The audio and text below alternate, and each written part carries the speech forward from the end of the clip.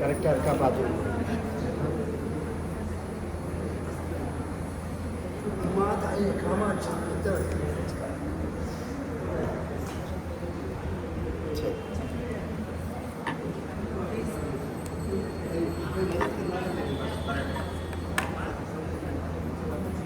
ஒரு 1/2 டம்ளர்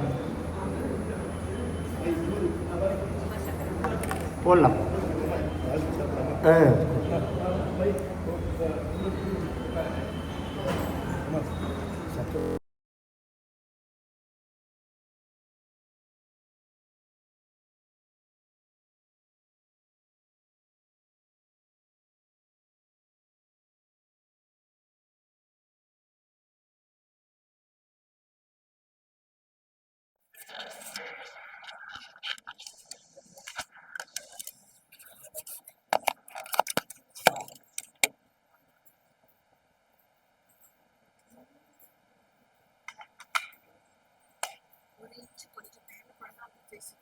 கரெக்டாக வைங்கோல.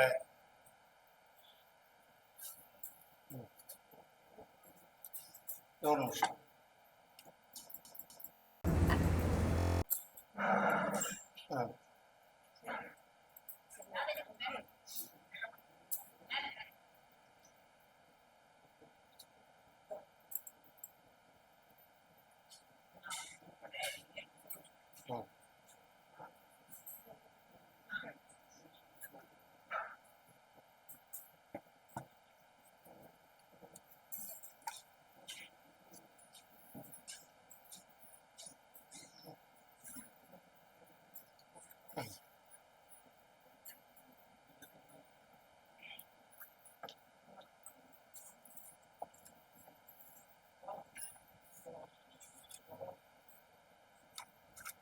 முன்னாடி பேசவே இல்லை. அதாவது காமாட்சி அம்மன் கோவில் எல்லாத்தையும் அபிஷேகம் எல்லாத்தையும் மூட்டு கொஞ்சம் சொன்னேன். ஆனா அம்பாளை பத்தி நீங்க எப்படிலாம் கிடையாது. சரி சரி சரி.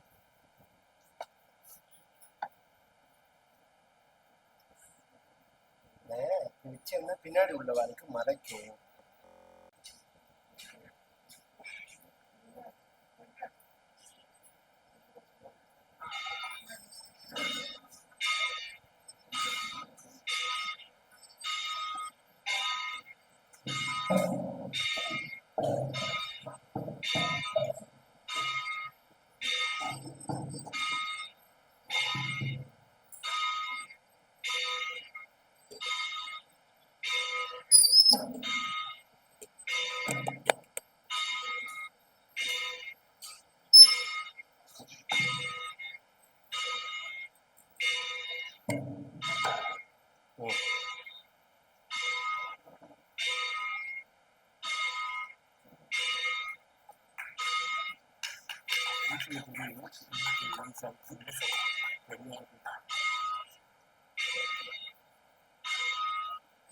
विघ्न विनायक मूर्ति की जय।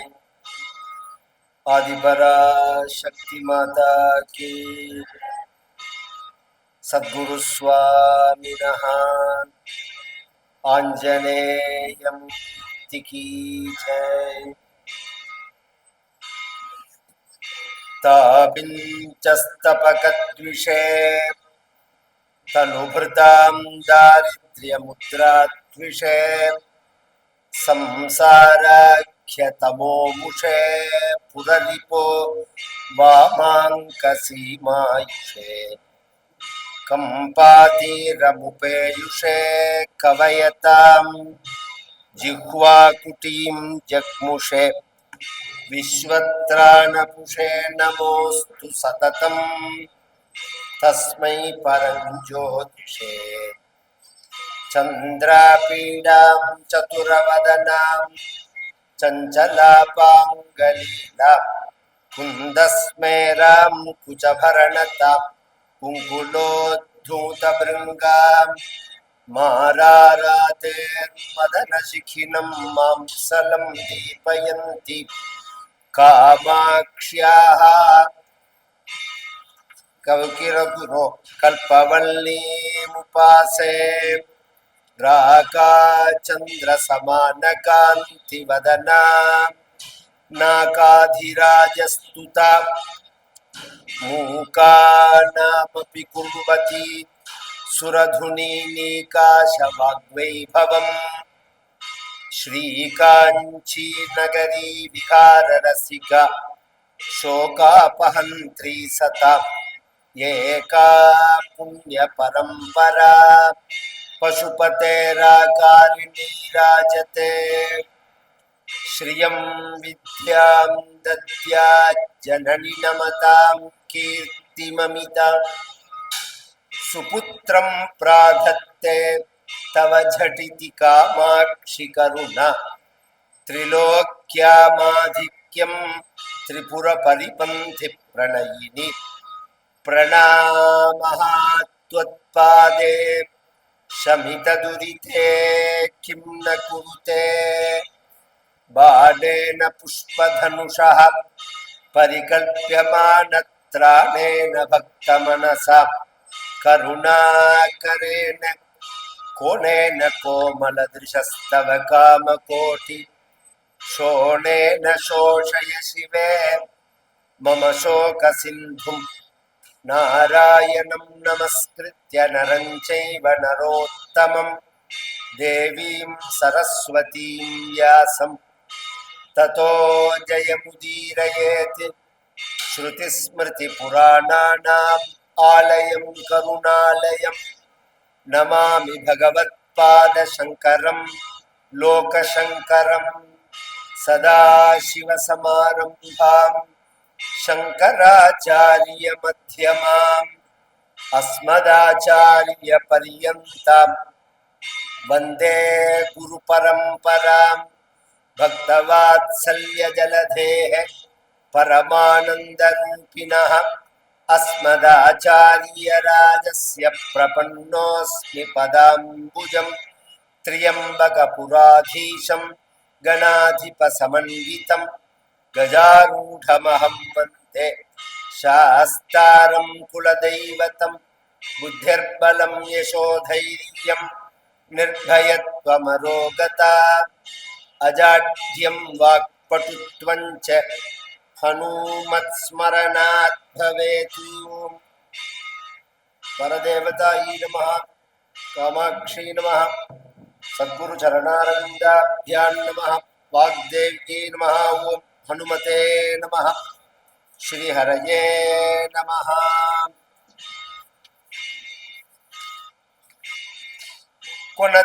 कुणत्काञ्चीदाम करिकलभकुम्भस्तननता परीक्षीणा मध्ये परिणत शरच्चन्द्रवदना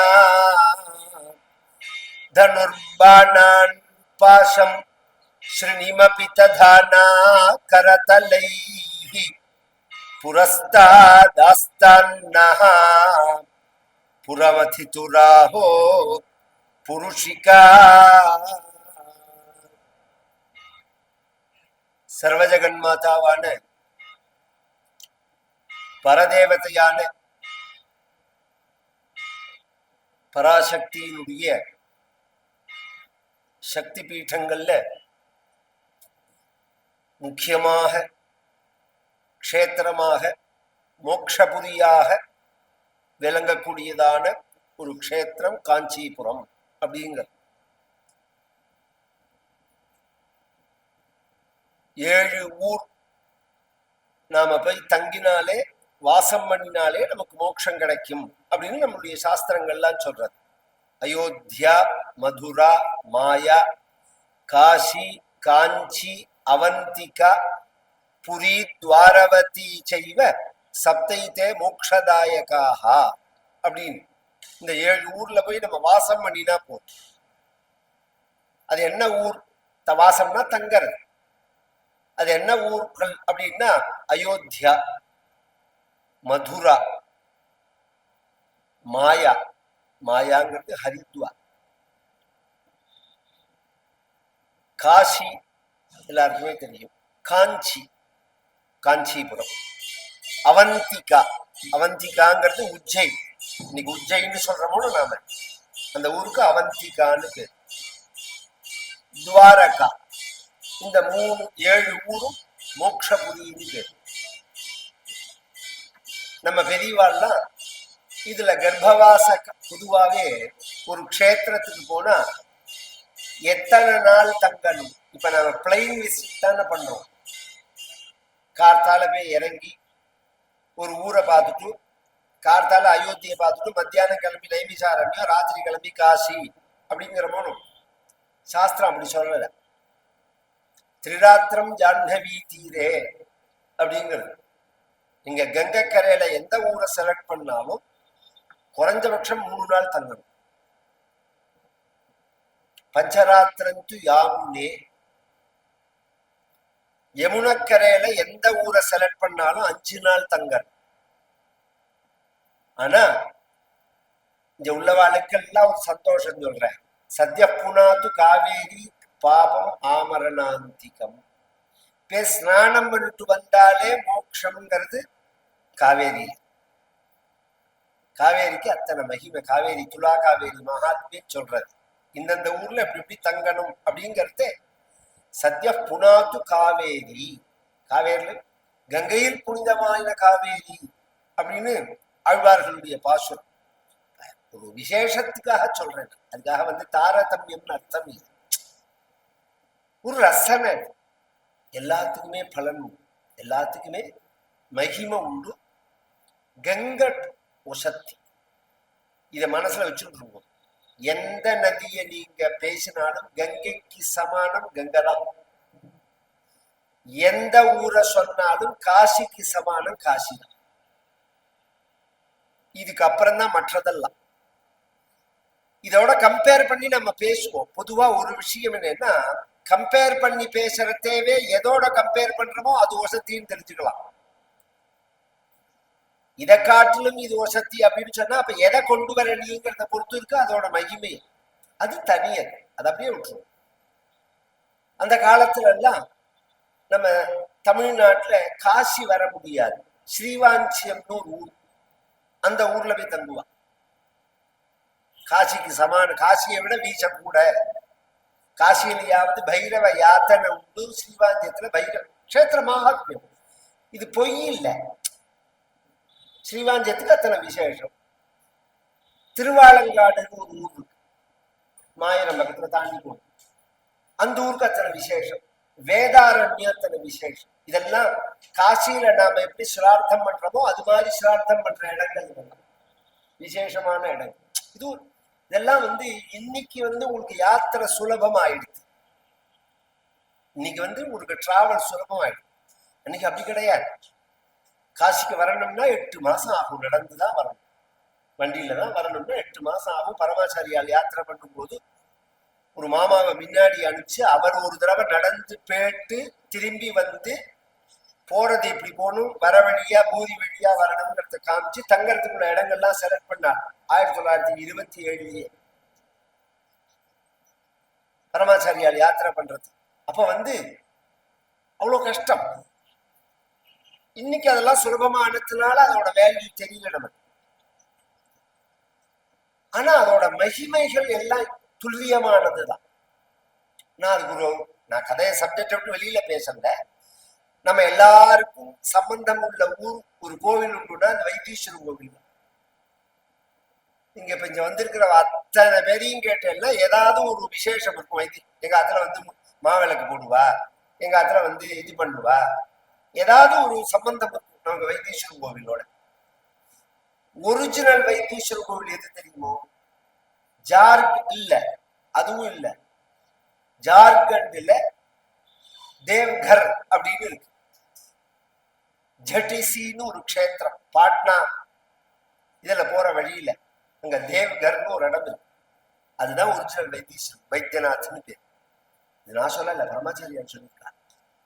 எல்லாரும் மகாராஷ்டிரான்னு சொல்லுவா, மகாராஷ்டிரா கிடையாது. ஏன்னா ஆச்சாரியால் துவாதச ஜோதிர்லிங்க நிர்ணய ஸ்லோகத்துல சொல்லும் போது இந்த இடத்துதான் கிரிஜா சமேதம்னு ஒரு வார்த்தை சொல்றார். வைத்தியநாத்தை பத்தி சொல்லும் போது அம்பாளோட சேர்ந்து இருக்கிறவர்ங்கிறார். அங்கதான் அம்பாளோட சேர்ந்து இருக்கிறவர் வைத்தியநாதர். சேர்ந்து இருக்கிறதுனாலதான் தையல்னு பேரு. தையல் நாயகிங்கிற பத்தியில வைத்தீஸ்வரன் கோவில்ல உள்ள அம்பாளுக்கு பாலாம்பிகான்னு சமஸ்கிருதத்துல பேரு. தையல் தையல் அப்படின்னா இணைஞ்சிருக்கிறதுன்னு அர்த்தம். அதுல இருந்துதான் தைக்கிறதுன்னு வந்தது. துணி தைக்கிறதுன்னு சொல்றோம் பாருங்க. தையல் அப்படிங்கிறது தமிழ்ல சேர்ந்து இருக்கிறது அப்படின்னு. தையல் நாயகி. நான் அந்த ஊருக்கு 4 தடவை போயிருக்கேன். இந்த ஜார்க்கண்ட் நம்ம வைத்தீஸ்வர கோவில் எப்படி இருக்குமோ அப்படியே அங்க கோலம், பிரார்த்தனை, விசேஷங்கள், அங்க உள்ள பிராமணா இன்னைக்கு கொஞ்சம் மாறி போயிடுதே தவிர ஓரளவு கவனிச்சா அப்படியே இருக்கும். எதுக்கு சொல்றேன்னா இதெல்லாம் இதை வச்சுதான் அவ பண்ணிருக்கா. இந்த ரிலேட்டடா அதெல்லாம் ஏற்பாடு பண்ணிருக்கா. நம்ம பெரியவா நாகேஸ்வரம்னு இருக்கு, துவாரகால இருக்கு நாகேஸ்வரம்னு, தமிழ்நாட்டுல திருநாகேஸ்வரம்னு இருக்கு. தமிழ்நாட்டுல திருநாகேஸ்வரம் அப்படின்னு இருக்கு. அது மாதிரி ஒவ்வொன்றும் நம்ம பெரியவா வர முடியாதனாலையும் ரிஷிகள் பூஜை இன்னொன்னு சொல்லுவா. இங்கேருந்து ரிஷிகள் மைக்ரேட் ஆகும் போது அவ எந்த தேவத்தை உபாசனம் பண்ணினாலோ அங்க ஸ்தாபனம் பண்ணிடுவாங்க. அதனாலையும் அந்த கோவில்கள் வந்திருக்கலாம். இப்ப விஷயம் 7 மோட்சபுரியில காஞ்சி அப்படிங்கிறது விசேஷம். அந்த காஞ்சி அப்படிங்கிற மோட்சபுரியில காமகோட்டி பீட்சம் அப்படிங்கிற நம்மளுடைய ஆச்சாரியாலோட பரம்பரை, மூலாம்நாய பரம்பரைன்னு சொல்றேன். இப்ப 5 மடமா 4 மடமா 7 மடமா இதெல்லாம் நமக்கு தேவையில்லாத விஷயம். ஆதிசங்கரர் வழியில வந்த எல்லாருமே நமக்கு ஆச்சாரியால் தான். அத்வைத சித்தாந்த நம்ம அத்வைத ஸ்தாபகாச்சாரியால் யாரும் உண்டோ அவ எல்லாருமே நமக்கு ஆச்சாரியால் தான். நிறைய பேர் இருக்கா. அது மாதிரி நிறைய பேர். நம்ம ஞானானந்த சுவாமிகள் எடுத்துட்டாலே அவர் ஆதிசங்கரோட சிஷ்யர் தான் சொல்லிப்பார் தன்னை. அந்த பரம்பரையில வந்தவர் அப்படின்னு தான் சொல்லுவார். அதனால அந்த விசாரம் நமக்கு வேண்டாம். ஆனா உங்களுடைய சந்தேகத்துக்கு நிவர்த்திக்கு 2 விஷயத்த சொல்லிட்டு போறேன். இவ சார்தாம் அப்படிங்கிற ரீதியில 4 மடம். சார்தாம்ங்கிறதுக்கு 2 அர்த்தம் உண்டு. 4 இடம்னு பொதுவா 4 வேதத்தினுடைய அடையாளம். ருக்வேதம், யஜுர்வேதம், சாமவேதம், அதர்வண வேதம், இந்த வேதத்தோட மடங்கள் அப்படின்னு சொல்லுவாங்க. ஆனா இந்த வேதத்துக்கெல்லாம் மூலம் பிரணவம். பிரணவம்ங்கிற ஓம். அந்த ஓமுக்கான மடம் தான் காஞ்சிபுரம். பிரணவத்தோட மடம் காஞ்சிபுரம் அப்படிங்கிறது ஆதிசங்கரருடைய பரம்பரை. ஆதிசங்கரருடைய சமாதி. ஆதிசங்கராச்சாரியா அந்தர்தானம் இடம். 3 இடம் இவா சொல்றா. ஜோஷிமட் அப்படின்னு சொல்லுவா, கேதார்நாத் அப்படின்னு சொல்லுவா. நமக்கு இன்னைக்கும் அங்க ஆச்சாரியாலோட சமாதி இருக்கு. காஞ்சிபுரம் போனா அதை பார்க்கணும். இப்படி நின்றுட்டு பார்த்துக்கணும். இப்ப பரமாச்சாரியாலோட அதிஷ்டானம் பிரசித்தியா நம்ம பார்த்துட்டு போறோம் எல்லாரும். அந்த பக்கம் உள்ள போனோம்னா ஆச்சாரியால் பூஜை பண்றதுக்கு அண்ணண்ட பக்கத்துல ஆதிசங்கரருடைய அதிஷ்டானம் இருக்கு, மடத்துல இருக்கு. நம்ம வேத தரிசனம் பண்ணணும் காஞ்சிபுரத்துல. மாப்பிள்ள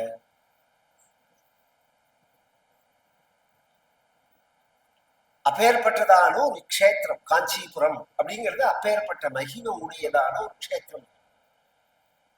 மோட்சபுதியது. அந்த மோட்சபுதியில மூக்கசங்கரர்னு ஒருத்தர் ஆச்சாரியாலா இருந்தார். காஞ்சிபுரத்தோட 20வது பீட்டாதிபதி அவர். காஞ்சிபுரத்தோட 20வது பீட்டாதிபதி அவர். அவருக்கு மூக்கசங்கரர்னு பேர். அவரால செய்யப்பட்ட ஸ்தோத்திரத்துக்கு மூக்க பஞ்சசதின்னு பேர். மூக்க பஞ்சசதி அப்படிங்கிறது பஞ்சன்னா 5, சதினா 100. எண்ணிக்கையை சொல்றது. சதம்னா 100. 100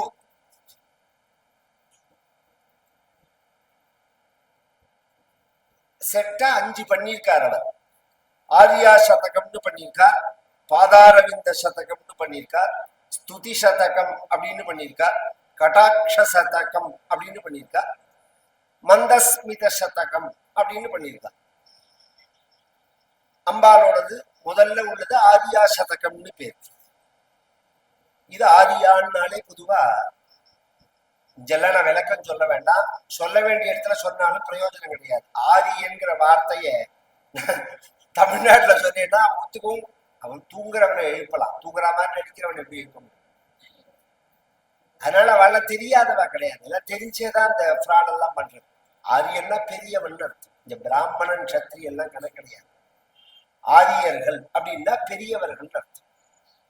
ஆரியாம்பான்னு அம்பான சொல்றோம், அவ்வளவு தூரம் வேண்டாம். ஆரிய வைசிய சமாஜம் இருக்கு, வைசியர்கள்ல ஆரிய வைசியர்கள் இருக்கு. அப்ப என்ன ஆரிய பிராமணர்கள் இருக்குமா? அது வளர வேண்டியது. ஆரியர் 100 ஜாதி கிடையாது, திராவிடர் 100 ஜாதி கிடையாது, ரெண்டுமே பிராட். இதுல ஆரியர்கள் அப்படின்னு சொன்னா பெரியவர்கள் அர்த்தம். ஆரியான்னா அம்பாள்னு அர்த்தம், மாதா பெரியவன் அர்த்தம். அதனாலதான் நம்மளுடைய ஆதிசங்கரருடைய அம்மாவுக்கு ஆரியாம்பாள்னு பேர். ஆரியானி பேர் வைக்கிறது ஒரு சம்பிரதாயம், அதுக்காக சொல்ல வர குழந்தைகளுக்கு. அது மாதிரி நம்ம ரிலேட்டடா நம்ம சாஸ்திரங்களை புராணங்களை அதுல வர கேரக்டர்களை ஒரு விசாரம் பண்ற மாதிரி நாம அந்த குழந்தைகளுக்கு பேர் வைக்கணும். ஏன் அப்படின்னா அதுக்கு விளக்கம் கேட்கறதே நம்ம ஒரு கதையை சொல்லணும் அது அந்த குழந்தைகளுக்கு. இப்ப என்னோட பேத்திக்கு ஸ்ரத்தான்னு பேர். ஸ்ரத்தான்னு பேர் வச்ச உடனே இது என்ன தாத்தான்னு கேட்டா எல்லாரும் மகாலட்சுமின்னு சொல்லுவாப்பா. ஸ்ரத்தான்னா மீனாட்சிக்கு ஸ்ரத்தான்னு பேரு. ஆனா நான் உனக்கு வச்சது அந்த காரணத்தினால இல்லை. நாம வந்தது மௌத்கல்ய கோத்திரம், எங்களோட கோத்திரத்துக்கு மௌத்கல்ய கோத்திரம்னு பேரு. எங்களுடைய மூதாதையர் முத்கல மகரிஷின்னு பேரு. அவருடைய அம்மாவுக்கு ஸ்ரத்தானு. இந்த முத்கலரோட அம்மா இருக்கா பாருங்க, அங்கிரஸ்ன்னு பேர் அவ அப்பாவுக்கு. அவருடைய சம்சாரத்துக்கு ஸ்ரத்தா அப்படின்னு பேரு. அதனால உனக்கு அந்த பாட்டி பேரை வைக்க, பாட்டி பேரை தாத்தா பேரை வைக்கிறதுங்கிற பழக்கம் உண்டு, அதுக்காக உனக்கு வச்சேன் அப்படின்னு. இது மாதிரி எல்லாம் பேர் வைப்பா. அந்த அது மாதிரி ஆரியா சதகம், பாதாரவிந்த சதகம், ஸ்துதி சதகம், கட்டாட்ச சதகம் ரொம்ப குறைச்சிட்டுப்பா. மந்தஸ்மித சத்யவர் ரொம்ப நீ உனக்காக வேண்டிய மந்தஸ்மித சதகம். இந்த மைக்கை குறைச்சிட்டு அந்த ஸ்பீக்கரோட இதை ஏத்து, இது கரெக்டா இருக்கு. மந்தஸ்மித சதகம் அப்படின்னு 5 பண்ணிருக்கா. இது பார்த்தா நமக்கு இது சம்ஸ்கிருதம்ங்கிறது நம்மளுடைய வாழ்க்கையில ஒரு ரொம்ப குறைச்சிட்டோமா, ரொம்ப இன்க்ரீஸ் பண்ணி. சம்ஸ்கிருதம்ங்கிறது நம்மளுடைய தேச மொழி. ரொம்ப பேருக்கு அது தெரியல. சம்ஸ்கிருதம்னா அதை நாம விட்டதுனால நமக்கு அதுக்கு சம்பந்தம் இல்லாத மாதிரி நினைச்சிட்டு இருக்கோம். இந்த தேசத்துல, பாரத தேசத்துல உள்ள அத்தனை மொழியும் எதுலேருந்து வந்த மொழினா சம்ஸ்கிருதத்துல இருந்து வந்த மொழிதான் அத்தனையுமே. பாரத தேசம் முழுக்க இல்ல, உலகத்துல உள்ள அத்தனை மொழியுமே சம்ஸ்கிருதத்துல இருந்து வந்துதான். அதை நிரூபிக்க முடியும். அவ என்ன ஒத்துக்க மாட்டான், வேற என்ன விஷயம் நிரூபி. அதுக்கு எங்க தாத்தா ஈஸியா ஒரு விஷயம் சொல்லிட்டு போவார். மெட்ராஸ் பாஷையில கோபம் வந்தா கஷ்மாலம் அப்படின்னு வெய்வான். கஷ்மலம்ங்கிற வார்த்தை தான் கஷ்மாலம்ங்கிறது. குதஸ்துவா கஷ்மலமிதம் விஷமே சமுபஸ்திதம் அனாரியஜுஷ்டம் அஸ்வர்க்கியம் அகீர்த்திகரம் அர்ஜுனா. 2வது அத்தியாயம் ஆரம்பம் பகவத்கீதை. பகவான் கேட்கிறான், அர்ஜுனா எங்கேருந்து வந்தது இந்த அழுக்க? கஷ்மலம்னா அழுக்குன்னு அர்த்தம். எங்கேருந்து வந்தது அப்படிங்கிறார். அந்த வார்த்தை தான் மருவி கஸ்மாலம். இது மாதிரி எல்லா மொழியிலையும் ஸ்ப்ரெட் ஆகி இருக்குது. அதை விட்டுருவோம். இந்த அந்த சம்ஸ்கிருதத்தை தெரிஞ்சா இப்ப நான் சொல்ல வார்த்தைகள்லாம் ஈஸியா புரியும். ஆரியா கட்டாட்சம்னா கண்கள், பார்வையோடது. ஸ்துதி சதகம் ஸ்தோத்திரம் பண்றது, அம்பாள ஸ்தோத்திரம் பண்றது. பாதாரவிந்த சதகம் சரணமாகிற தாமரை, அது ஒரு 100 ஸ்லோகம். மந்தஸ்மித சதகம் அம்பாளுடைய புன்சிரிப்பு, இது எங்க தாத்தா வந்து 2-3 விஷயம் சொல்லிட்டு போறேன். எங்க தாத்தா அனந்தராம தீட்சிதர் சில காலம் செங்கல்பட்டுல தங்கியிருந்தார். ஒரு 5-6 வருஷ காலம் அவர் தங்கியிருந்தார். ஒரு காரணத்துக்காக. செங்கல்பட்டுல இருந்து ஒரு 15-20-25 மைல் தான் காஞ்சிபுரம்ங்கிறது. அதனால செங்கல்பட்டுலயும் உபன்யாசம் பண்ணுவார், காஞ்சிபுரத்துக்கும் பௌர்ணமி தாத்தா போவர். 2-3 நாள் உபன்யாசம் நடக்கும். அந்த காஞ்சிபுரத்துல ஒரு அப்ப தாதாக்கு 25-26 வயசு, அந்த மாதிரி வயசு தான். அந்த சமயங்கள்ல அம்பாள்கிட்ட உள்ள இந்த மூக பஞ்சசதியை எடுத்து இதையே தியான ஸ்லோகமா சொல்ல ஆரம்பிச்சார். பொதுவா நம்ம ராமாயணமோ பாகவதமோ பாரதமோ பாராயணம் பண்றதே அதற்கு ஆரம்பிக்கிற தியான ஸ்லோகம்னு ஒண்ணு இருக்கு. சுக்லாம்பரதனம் விஷ்ணு சசிவர்ணம் சதுர்புஜம்னு ஆரம்பிச்சுட்டு வால்மீகி இது கூஜந்தம் ராமராமேதி மதுரம் மதுராட்சரம்னு ராமாயணத்துக்கு சொல்லணும். இதுக்கு ஜென்மாத்தியச யதோன்மயாதுன்னு சொல்லணும். இப்படி எல்லாம் சொல்லணும். ஆனா எங்க தாத்தா அப்படி ஆரம்பிக்க மாட்டார். தாபிஞ்சஸ்தபகத்விஷே தனுபிருதாம் தாரித்ரிய முத்ராத்விஷே சம்சாராக்கியதமோ முஷே புரரிபோ வாமாங்கசீமாயுஷே கம்பாதீரமுபேயுஷே கவயதாம் ஜிஹ்வாகுடீம் ஜக்முஷே விஸ்வத்ராணபுஷே நமோஸ்து சததம் தஸ்மை பரஞ்சோதிஷே சந்திராபீடாம் சதுரவதனாம் சஞ்சல. இப்படி ஆரம்பிச்சு வரிசையா 3-4 ஸ்லோகங்கள் காமாட்சியை பத்தி. இது மூக்க பஞ்சசதியில உள்ளதுதான். வாக்க கொடுக்கறது பொதுவாவே வாக் அப்படிங்கிறது மனித பிறவியினுடைய அடையாளம். மிருகங்களை காட்டிலும் மனிதன் அப்படிங்கிறவன் எதனால உயர்ந்தவன்? உலகத்துல உள்ள எத்தனையோ கோடி ஜீவராசிகள், நம்ம சாஸ்திரத்துல 84 லட்சம் ஜீவராசிகள்னு இருக்கு, நிர்ணயம் பண்ணி இருக்கு. அப்படின்னா என்ன சார்னா 84 லட்சம் வெரைட்டி. அதுல மனுஷன் ஒரு வெரைட்டி. அந்த மனுஷனுக்குள்ள ஏகப்பட்ட வெரைட்டி இருக்கு. இப்படி ஆரம்பிச்சு ஈரான்ல இருந்து ஆரம்பிச்சு மியான்மர் வரையும் இப்படி ஒரு ரவுண்டு வந்தோம்னா மூஞ்சி மாறிண்டே வரும். இந்த கிராபிக்ஸ்ல மாறுபதில்ல, அது மாதிரி மூஞ்சி மாறிண்டே போகும் ஜனங்களுக்கு அந்தந்த பிரதேசத்தை அனுசரிச்சு. இப்படி வந்தோம்னா மகாராஷ்டிரா எல்லாம் வந்தோம்னா ரொம்ப இதுவா இருக்கும். அப்புறம் கேரளா போனா அது ரொம்ப இதுவா இருக்கும். கர்நாடகா கேரளா போனா, அப்புறம் தமிழ்நாடு வந்தா அந்த கேரளாவும் இதுவும் கலந்தா மாதிரி இருக்கும். ஆந்திரா வந்தா இன்னும் கொஞ்சம் காரமா இருக்கும். அதுக்கப்புறம் மேல வந்தோம்னா திரும்பி வெங்காயம்லாம் வரைச்சு அப்படியே மாறும். நேரம் பேட்டோம்னா திபெத் பக்கம் பேட்டோம்னா இதோட எண்டு மாதிரி இருக்கும். இது விகாரமான எப்படி இருக்குமோ அப்படி இருக்கும். இன்னொரு விஷயம் சொல்லட்டுமா? நான் கதைக்கு சம்பந்தம் இல்லை இருந்தாலும் சொல்லிட்டு போறேன். இன்றைய ஈரான் தான் அன்றைய கேகே தேசம். இது நம்ம சொல்றது இதுவா எப்படி சொல்றாலும் தெரியல. இல்ல அந்த ரிலேட்டடான பிரதேசம். அந்த ஊர் பெண்கள் ரொம்ப அழகுன்னு சாஸ்திரங்கள் சொல்லி அந்த ராஜகுமாரிய ஸ்பெசிபிக்கா தசரதன் கல்யாணம் பண்ணிட்டு வரான். குறிப்பிட்டு அழகுக்காகவே கையை கல்யாணம் பண்ணிக்கிறான். இப்ப எதுக்கு இந்த சப்ஜெக்ட பேசுறேன்னா, வெறும் அழகுக்காக மட்டும் கல்யாணம் பண்ணிண்டா தசரதனுக்கு என்ன நேர்ந்ததோ அதான் நேர்ந்தது. கடைசியில உயிரே அவளால்தான் போச்சு அவளுக்கு. வெறும் அழகு மட்டும் வாழ்க்கை இல்லையே. இப்படி ரிலேட்டடா ஃபுல்லா பல பிரிவுகள் இருக்கு மனிதர்கள். எறும்புன்னா எத்தனையோ வகை இருக்கு, பசுன்னா எத்தனையோ வகை இருக்கு. அதுல ஒரு வகை மனிதன். இத்தனை 84 லட்சம் ஜீவராசிகள்ல மனிதன் உயர்ந்தவன். ஜந்தூனாம் நரஜன்ம துர்லபம். விவேக சூடாமணியில ஆச்சாரியார் குறிப்பிட்டு சொல்றார். 3 விஷயம் ரொம்ப ஒசத்திங்கிறாள் ஆச்சாரியார். துர்லபம் திரயமே வைத்தது தெய்வானுகிரக ஹேத்துக்கம் மனுஷ்யத்துவம் முமுக்ஷுத்துவம் மகாபுருஷ சம்ஸ்ரயா. இந்த 3 நம்ம சாமர்த்தியத்தினால நாம் அடைய முடியாது.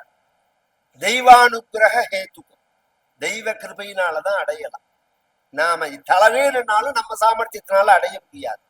அந்த மூணு என்ன அப்படின்னா மனுஷியத்துவம், மனிதனாக பிறப்பது. பிறப்பது நம் கையில கிடையாது. ஒரு கர்ப்பத்துல ஒரு ஜீவன் பேட்டு திரும்பி ஜனனத்தை அடையும் போது அது கையில சுதந்திரம் கிடையாது. அதுக்கு எங்க தாத்தா அனந்தராம தீட்சிதர் அழகா ஒரு விஷயம் சொல்லுவார். அது எது மாதிரின்னா ஊட்டி மார்க்கெட்ல ஏத்தின உருளைக்கிழங்கு மூட்டை மாதிரி. அது எந்த மார்க்கெட்ல இறங்க போறதுன்னு அதுக்கே தெரியாது.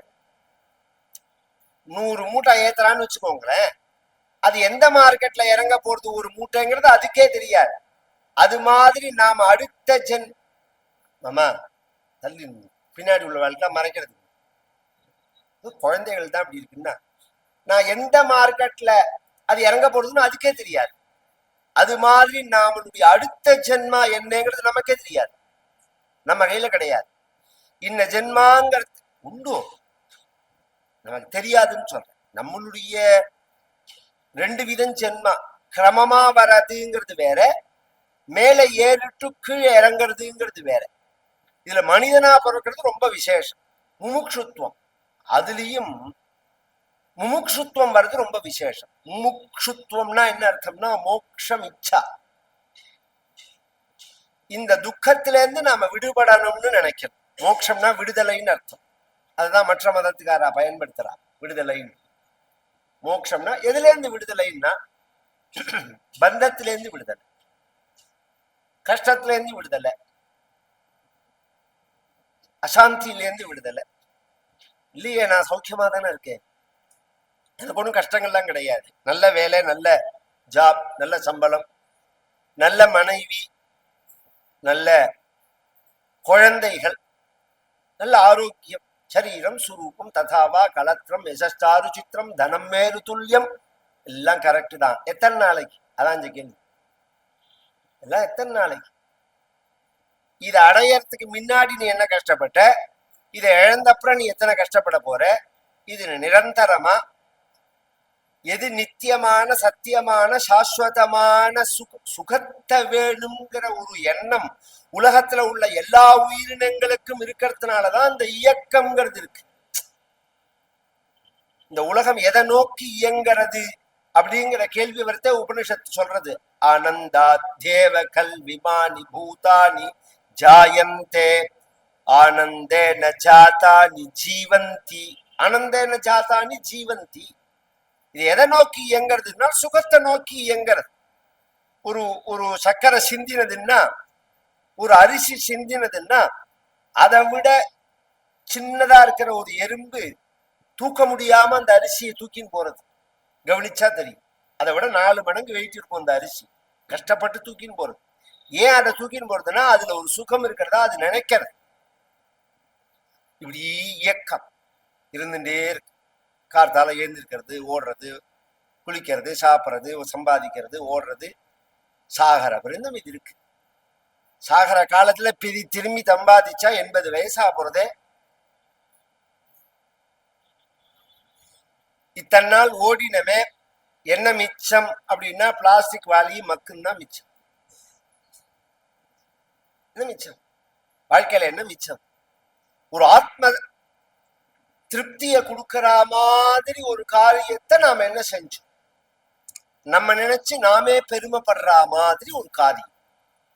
ஒரு ராமாயண பாராயணம் சம்பூர்ணமா பண்ணினோமா, பாகவதம் பண்ணினோமா, விஷ்ணு சஹஸ்ரநாம நித்தியம் சொன்னோமா, லலிதா சஹஸ்ரநாம பாராயணம் சொன்னோமா, சௌந்தர்லஹரி சொன்னோமா, சிவானந்த லஹரி சொன்னோமா, இல்ல பாரத தேசத்துல உள்ள நதிகள்லாம் ஸ்நானம் பண்ணினோமா, பாரத தேசத்துல உள்ள க்ஷேத்திரங்கள்லாம் தரிசனம் பண்ணினோமா, ஏதாவது பஞ்சாட்சரம் அஷ்டாட்சரம் மந்திரத்தை எடுத்து உபதேசம் பண்ணி அதை கம்ப்ளீட் பண்ணினோமா, என்ன பண்ணினோம்? மனுஷ ஜென்மாவுக்கு இதெல்லாம் அடையாளம். மனிதனாக பிறந்து இவன் இதெல்லாம் செய்யலைன்னா மிருகத்துக்கு சமானமா. முமுட்சுத்துவம் வேணும், இதுல இருந்து விடுபடணும்னு நினைக்கணும். அதுக்கு நல்ல மகான்களுடைய ஒரு சம்ஸ்ரயம் வேணும். இது 3. இவ மனிதன்கிறவன் எதனால உயர்ந்தவன்னா சுதந்திரத்தினால மட்டும் இல்லை. சுதந்திரம் நம்மளை விட மிருகங்களுக்கு தான் கூட. பின்ன எதனாலன்னா வாக்குனால உயர்ந்தவன். இந்த வாக்கு அடைஞ்சத்தினால உயர்ந்தவன். வாக்குன்னா பேசுறதா? ஆமா, பேசுறதுன்னா மொழி, மொழியோட நோக்கம் என்ன பரிமாற்றம். நான் கொஞ்சம் ஓரளவு தமிழ்ல பேசுறேன், அது புரியலன்னா சொல்லுங்க எனக்கு, அதுதான் எனக்கு பேச தெரியாது. என்ன பரிமாற்றம்னா புரியுமோ, நாம நினைக்கிறத இன்னொருத்த சொல்றதுக்கு உள்ளதுக்கு வார்த்தை மொழி. அதுக்குதான் மொழின்னு நீங்க நினைச்சேன்னா உலகத்துல உள்ள எல்லா உயிரினங்களுமே பேசுறது. எல்லாத்துக்குமே என்ன பரிமாற்றம் இருக்கு. ஒரு நாய் குலைச்சா இன்னொரு நாய்க்கு அது எதுக்கு குலைக்கிறதுன்னு தெரியும், இன்னத்துக்காக குலைக்கிறது அப்படிங்கிறது தெரியும். நாய்க்கு தெரியறது விஷயம் இல்ல. நாயை கட்டின அழகாம் பாருங்க வளர்க்கறேன்னு அவனுக்கே தெரியும் இது எதுக்கு குலைக்கிறதுன்னு அவனுக்கே புரியும். கொஞ்ச நாள் ஒண்ணு பழக்கம், எல்லாமே பழக்கம் தானே. கொஞ்ச நாள் அதோட பழகினா எதுக்கு குலைக்கிறதுன்னு அவனுக்கே தெரியும். அதனால என்ன பரிமாற்றத்துக்கு மொழி இல்லை. பின்ன சப்தங்கள், மந்திரமா உள்ள சப்தங்கள் தெய்வங்களுடைய வடிவமா இருக்கு. கவனிச்சு கேட்டு வாங்க. நான் போர் அடிக்காம சொல்லணும்னு தான் நினைக்கிறேன். ஆனா பெரிய சப்ஜெக்ட்ங்கிறதுனால கொஞ்சம் இதுவா இருக்கு, சாஸ்திர விஷயமா இருக்கிறதுனால கொஞ்சம் போர் அடிக்கிற மாதிரி இருக்கு. சப்தங்கள் தெய்வத்தோட வடிவங்கள். இப்ப காமாட்சின்னு நீங்க பாக்குறேன், மீனாட்சின்னு பாக்குறேன், விஷாலாட்சின்னு பாக்குறேன். இந்த உருவம் முன்னாடி வந்துதா, காமாட்சிங்கிற சொல்லு முன்னாடி வந்துதா? அப்படின்னா சொல்லுதான் முன்னாடி வந்தது, பொருள் பின்னாடிதான் வந்தது. எப்படி சொல்றேன் நீங்க, சிருஷ்டியோட கிரமம் அப்படிதான். ஆத்மன ஆகாஷ சம்பூதா, ஆகாஷாத் வாயு, வாயோரக்னி, அக்னேராபஹ, அத்ய பிருத்திவி, பிருத்திவ்யா ஓஷதய, ஓஷதீப்யோன்னம், அன்னாத் புருஷா. எப்படி சிருஷ்டி ஆச்சுன்னு உபனிஷத்து சொல்றது. முதல்ல பஞ்சபூதங்கள்ல ஆகாசம்தான். ஆகாசத்தினுடைய தன்மாத்திர சப்தம், சூக்ஷ்ம வடிவம் சப்தம். அதுலேருந்து வாயு காற்று வரது, காற்றுலேருந்து நெருப்பு வருது, நெருப்புலேருந்து நீர் வருது, நீர்லேருந்து நிலம் வருது. சிருஷ்டி இப்படிதான் ஆறுது. அப்ப கண்ணுக்கு தெரியாத சப்தத்திலேருந்து கண்ணுக்கு தெரிகிற பொருள் வருது. இது எந்த சப்தத்திலேருந்து என்ன பொருள் வருது, இது ஒரு ஆராய்ச்சி. சம்ஸ்கிருத சப்தங்கள்ல குறிக்கிற வார்த்தைகள்ல இருந்து அந்த சப்தம் எந்த பொருளை குறிக்கிறதோ அந்த வடிவம் வந்துடுறது. இத என் குழந்தைகள் மூலமா நான் அத அந்த ஜெர்மன்ல மேக்ஸ் முல்லர் பவன் ஒன்று இருக்கு, அதுல ஒரு ரிசர்ச் ஆர்டிகல் படிச்சேன். அதுல அவ காமிக்கிற ஆஜாஹா அப்படின்னு நான் உச்சரிச்சேன்னா அந்த சப்தத்தை ஸ்கேனிங் பண்ணா ஆடு மாதிரியே வருது. கஜஹா அப்படிங்கிற சப்தத்தை ஸ்கேன் பண்ணா யானை மாதிரியே வருது. இத யானேன்னு தமிழ்ல சொன்னா வராது. பிராந்திய மொழிகள்ல நீங்க சொல்லும் போது அது அடையாளமா தான் இருக்கும். சமஸ்கிருதத்துல சொல்லும் போது அந்த உருவமே வந்துடும். அதனாலதான் இந்த சப்தத்தை வச்சுட்டு அந்த ரூபத்தை சிருஷ்டிக்கிறான் பகவான்னு சாஸ்திரமே சொல்றது. சூர்யா சந்திரம சௌதாதா யதா பூர்வம கல்பயத்து. ஒரு தடவை பிரளயமாயி அடுத்த தடவை சிருஷ்டி பண்ணும் போது இந்த சிருஷ்டியை எப்படி பண்றான் பகவான் அப்படின்னா, அவனுடைய அறிவுல இந்த சப்தங்கள்லாம் தேங்கி இருக்கணும். அந்த தேங்கின அந்த வார்த்தைகளுக்கு தான் வேதம்னு பேர். வேதம், வேதம்னா அறிவுன்னு அர்த்தம். யாருடைய அறிவுனால் பகவானுடைய அறிவு. இப்ப நம்ம இன்னைக்கு கார்த்தால எழுந்தினோடனே இன்னைக்கு இன்ன காரியம் இருக்கு, இன்னைக்கு இன்ன சமையல் பண்ணலாம், இன்ன குழம்பு பண்ணலாம், இன்ன கறி பண்ணலாம் அப்படின்னு நாம சொல்றோம்னு வச்சுக்கோமே. ஆத்துல பேசுறோம், நாம சொல்லும் போது அந்த பொருள்கள்லாம் இல்லை, நாம சொன்னப்புறம்தான் அதெல்லாம் வருது. வெண்டைக்காய் கறி பண்ணி, கத்திரிக்காய் குழம்பு பண்ணு அப்படிங்கிறதே வெண்டைக்காய் கத்திரிக்காய் எல்லாம் நான் போய் வாங்கிட்டுதான் வரணுங்கிறா, வாங்கிட்டு வந்துதான் பண்றா. ஆனா அந்த சப்தத்தினால அந்த பொருள் வந்துடுறது. அது மாதிரி இந்த உலகத்தை எப்படி படைக்கணும்னு பகவான் தீர்மானம் பண்ணும் போது இந்த சப்தம் ஒண்ணு இருக்கு, சூரியன்னு ஒண்ணு இருக்கு வேதத்துல. சூரியன்னா என்ன அப்படிங்கிறது அவருக்கு தெரியும். உடனே அந்த சூரியனை சிருஷ்டி பண்றார். சந்திரன் இருக்கு, சந்திரனை சிருஷ்டி பண்றார். இப்படி உலகத்துல யாரெல்லாம் உண்டோ எல்லாத்தையும் சிருஷ்டி பண்ணினார்னு வேதம் சொல்றது. அது மட்டும் இல்ல, அந்த பகவானுடைய வடிவங்களே சப்த வடிவமா தான் இருக்கு. அதனாலதான் மந்திரம்னு பேர், அது வேதம்னு பேர். இன்னைக்கு இப்ப 1ஆம் தேதி கும்பாபிஷேகம் நடக்க போறது. ஜூலை 1ஆம் தேதி நம்ம காமாட்சிக்கு கும்பாபிஷேகம் நடக்கிறது. அதுக்காக தான் பெரியவா இதை சொன்னது. எனக்கு நாளன்னைக்கு தமிழ் சங்கத்துல ஒரு ஃபங்க்ஷன் அவார்டு கொடுக்கறா, அதுக்குதான் நான் வரதா இருந்தது. ப்ரோக்ராமே அதுதான். அதுக்கப்புறம் நம்ம மாமா இந்த காமாட்சி கோவில்ல இருந்து நாராயண் மாமா, அப்புறம் இந்த இவர் கணேசன் மாமா, இவெல்லாம் போன் பண்ணி 2 நாள் முன்னாடி ப்ரோக்ராம் வச்சுக்கலாம் அப்படின்னா. எதுக்காகனா கும்பாபிஷேகம் நடக்க போறது, அம்பாளை பத்தி சொல்லுங்கோ அப்படின்னா. இந்த கும்பாபிஷேகம் நடக்கிறதே நீங்க கவனிச்சேன்னா 4 காலம் 6 காலம் 8 காலம் இப்படி பண்ணுவா. இந்த மூல விக்கிரகம் இருக்கு பத்தியில, இதை நாம சாநித்தியம்னு அந்த தெய்வமா வழிபடுற மாதிரி இருக்கும். அதுல இருந்து கலாகர்ஷணம் பண்ணிடுவாங்க. அந்த சக்தியை ஆகர்ஷணம் பண்ணி ஒரு கலசத்துல வச்சிருவா. வச்சுட்டு உள்ள வேலையெல்லாம் செய்வா. அதுல 2 செக்ஷனா அது நடக்கிறது. உள்ள கன்ஸ்ட்ரக்ஷன் ரீதியா உள்ளதெல்லாம் அதை கரெக்ட் பண்றா. இந்த கன்ஸ்ட்ரக்ஷன் ஒழுங்கா இருந்து, இப்ப இன்னைக்கு தானே நம்ம இந்த சுதந்திரத்துக்கு அப்புறம் ரோடு போடுற மாதிரிதான், பாலம் கட்டுற மாதிரிதான் இந்த கோவில்லாம். ராஜராஜ சோழன் கட்டின கோவிலுக்கு என்னதுக்கு கன்ஸ்ட்ரக்ஷன்? 1000 வருஷம் பிளான் பண்ணினா அவன் கட்டியிருக்கான். அந்த கோவிலுக்கு எல்லாம் கன்ஸ்ட்ரக்ஷனே வராது. ஆனா 12 வருஷத்துக்கு ஒரு தடவை கும்பாபிஷேகம் பண்ணணும். ஏன் பண்ணணும் அப்படின்னா, இந்த தேவதையோட சக்தி குறைஞ்சுட்டே வரும். அதை திருப்பி எடுத்து வச்சு அந்த சக்தியை ரீசார்ஜ் பண்ற மாதிரி. நம்ம பாஷையில புரியறதுக்காக சொல்றேன். சரி, அதை எப்படி பண்ணுவார்கள் அப்படின்னா, மந்திராதீனந்து தெய்வத்தம். அந்த தேவதை சம்பந்தப்பட்ட மந்திரங்கள், ஹோமங்கள், ஜபங்கள், பாராயணங்கள் எல்லாத்தையும் இந்த யாகசாலையில உட்காத்தி வச்சு 3 நாள் அந்த கலசத்தை சுத்தி உட்காந்து பண்ணணும். எல்லாத்தையும் பண்ணிட்டு திருப்பி இந்த கலசத்தை கொண்டு போய் அபிஷேகம் பண்ணினா பழையபடி அதுக்கு சக்தி வந்துடுறது. சக்தி வரதுனால இந்த தேவத்தை பிரகாசமா இருக்கு. அப்ப மந்திரம் அப்படிங்கிறது தேவதையினுடைய வடிவம். இந்த கல்லுங்கிறது ஒரு திரவியம்.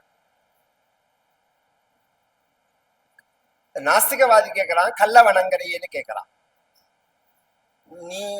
நீ பொருளை பார்க்கிற, நாங்க தத்துவத்தை பார்க்கிறோம். அது கல்லுல இருக்கலாம், மண்ணுல இருக்கலாம், மரத்துல இருக்கலாம், உலோகத்துல இருக்கலாம். இதெல்லாம் நீ இந்த பொருள்னு சொல்லிடலாம். அதுல ஒரு வடிவம் இருக்கு. அதை எப்படி சொல்லுவேன்? அதுல ஒரு சக்தி இருக்கு. அது எப்படி வர்றதுன்னா இந்த மந்திரத்தினாலதான் வருது.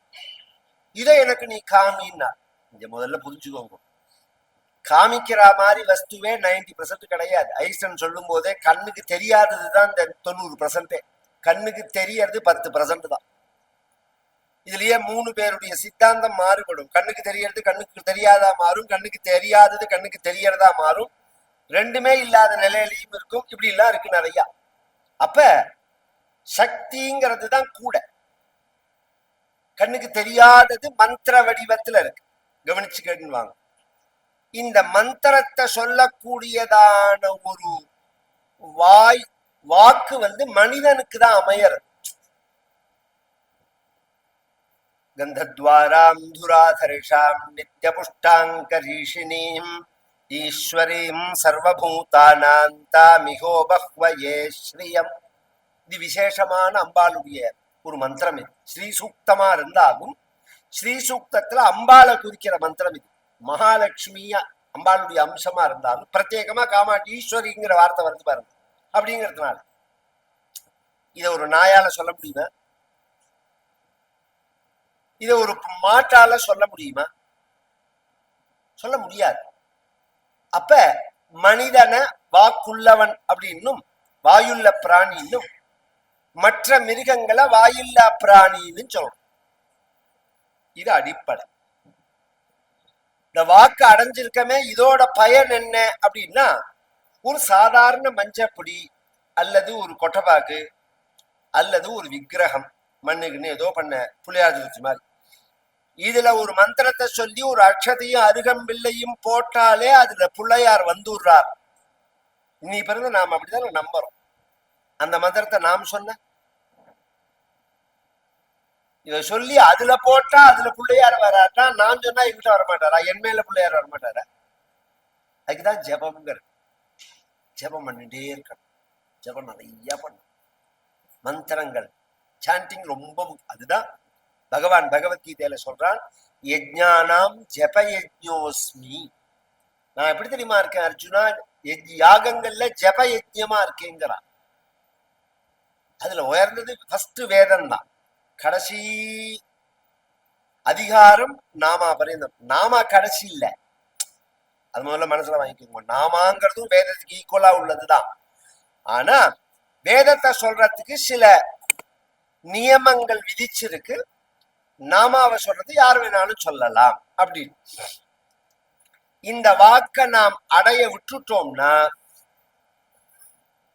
அப்ப என்ன ஆகும்னா, பிறக்கறதேவே சொல்ல முடியாம பிறந்தாலோ அல்லது பிறந்து சொல்லாம இருந்தாலோ எல்லாம் பேசுவான், எல்லாம் பேசுவான்.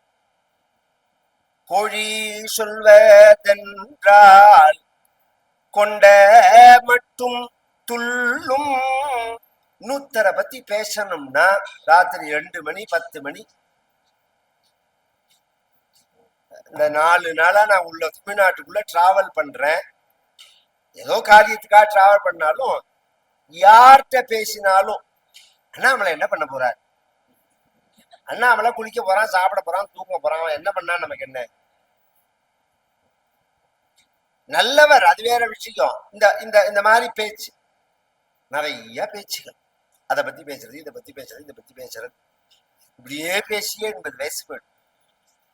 யமதூதன் வந்து பிடிக்கும் போது என்ன சொல்லி பிடிப்பான்னா, அபூர்வமான நர ஜென்மாவாச்சே, மனுஷ ஜென்மாவாச்சே, இந்த மனுஷ ஜென்மாவை அடைஞ்சு சுலபம் பகவன்னாமா ஜிஹ்வாச்ச வசவர்த்தினி. பகவன்னாமாவும் சுலபம், வாக்கையும் பகவான் கொடுத்திருக்கான். பிழைக்கவோ வந்தது மானுஷத்துவம். அழைக்க வந்தோம் அதுநாயமஸ்ய முழிக்கிறாய் என்ன கிளம்பு சீக்கிரம் தனார்ஜனம் செய்தி நிஷித்த விருத்தியா. பிழைக்கவோ வந்தது மானுஷ. மணிப்பிரவாளம்னு பேரு. ஒரு பாதி சம்ஸ்கிருதம் இருக்கும், பாதி தமிழ் இருக்கும். கேரளால எல்லா மொழியிலுமே உண்டு. தனார்ஜனம் செய்து நிஷித்த விருத்தியா. பிழைக்கவோ வந்தது மானுஷத்துவம். அழைக்க வந்தோம் அதுநாயமஸ்ய முழிக்கிறாய் என்ன கிளம்பு சீக்கிரம். இப்படி சொல்லிதான் கூப்பிடுவான். இப்படி ஊரை ஏமாத்தி ஃப்ராடு பண்ணி பணம் சம்பாதிக்கிறதுக்காடா மனுஷ ஜென்மா. பணம் தேவைதான் வாழ்க்கையில, பணமே வாழ்க்கை கிடையாது. அது வித்தம் யாவத் பிரயோஜனம். நமக்கு என்ன தேவையோ அதுதான் விஷயம். இதுக்கு எல்லையே கிடையாது. 3 அடி போருமானு கேட்டான் மகாபலி. 3 அடி வச்சுன்னு என்ன பண்ணுவேன் நீன்னு கேட்டான். எனக்கு அதுக்கு மேல என்னதுக்குன்னு கேட்டாள் பகவான். ஏன்னு கேட்டான், எனக்கு ஜபம் பண்ணணும், பாராயணம் பண்ணணும், பூஜை பண்ணணும், தபஸ் பண்ணணும், அதுக்கு உட்கார்ந்துக்கிறதுக்கு ஒரு இடம் வேணும், என்னோட இடம்னு வேணும். அதுக்காக நான் கேட்கிறேன். அதுக்கு அவன் சொன்னா, குடுக்கறதுல கஞ்சத்தனம் உண்டு, கேட்கறதுல கஞ்சத்தனம் உண்டா எங்கேயாவது? குடுக்கறதே குறைச்சலா கொடுப்பா, கேட்கறதே யாராவது குறைச்சலா கேட்பாளா, பெருசா கேட்க மாட்டாளான்னா. அதுக்கு அவர் சொன்னார், அப்பா நாங்கெல்லாம் பிராமணா, பேராசை உள்ள பிராமணனும் அழிச்சு போயிடுவான். அதிகப்படியா வேணும் அப்படிங்கிற ஆசையுள்ள பிராமணனும் அழிஞ்சு போயிடுவான். அதிகப்படியா வேணுங்கிற ஆசை இல்லாத க்ஷத்திரியனும் அழிஞ்சு போயிடுவான்னு. கவர்மெண்ட் வந்தா கொரோனாவா இருந்தாலும் ஜிஎஸ்டி ஏறிண்டே இருக்கணும். அதுக்கு தகுந்ததான பைனான்சியல் ஹெட்ல இருக்கணும், ஏறிண்டே இருக்கணும். அது பாட்டுக்கு மேல ஏறிண்டே இருக்கணும். கொரோனா தானே, அது பாட்டுக்கு நடக்கட்டும், ஒரு பக்கம் நடக்கட்டும். கவர்மெண்ட்டை பொறுத்த பிறந்த ரெவென்யூ முக்கியம். க்ஷத்ரியனுக்கு அது ஒரு சுபாவம். அது ஆனா பிராமணனுக்கு அப்படி கிடையாது. நம்ம வெறிவாள்லாம் அப்படிதானே இருந்தா. எங்க அதுக்கு உதாரணம் சொல்லுவேன், 2 உதாரணம் சொல்லுவேன். அனந்தராம தீட்சிதர் என்னோட பெரிய தாத்தா, நாராயண தீட்சிதர் என்னோட தாத்தா, அனந்தராம தீட்சிதரோட தம்பி. அனந்தராம தீட்சிதருக்கு ஒரு ஆஃபர் கொடுத்தா, கல்கத்தால உபன்யாசம். இந்த ஹிந்துஸ்தான் மோட்டார் இருக்கு பாருங்க, அவருடைய ஓனர் ஆத்துக்கு அழிச்சுன்னு போயிட்டு நமஸ்காரம் பண்ணி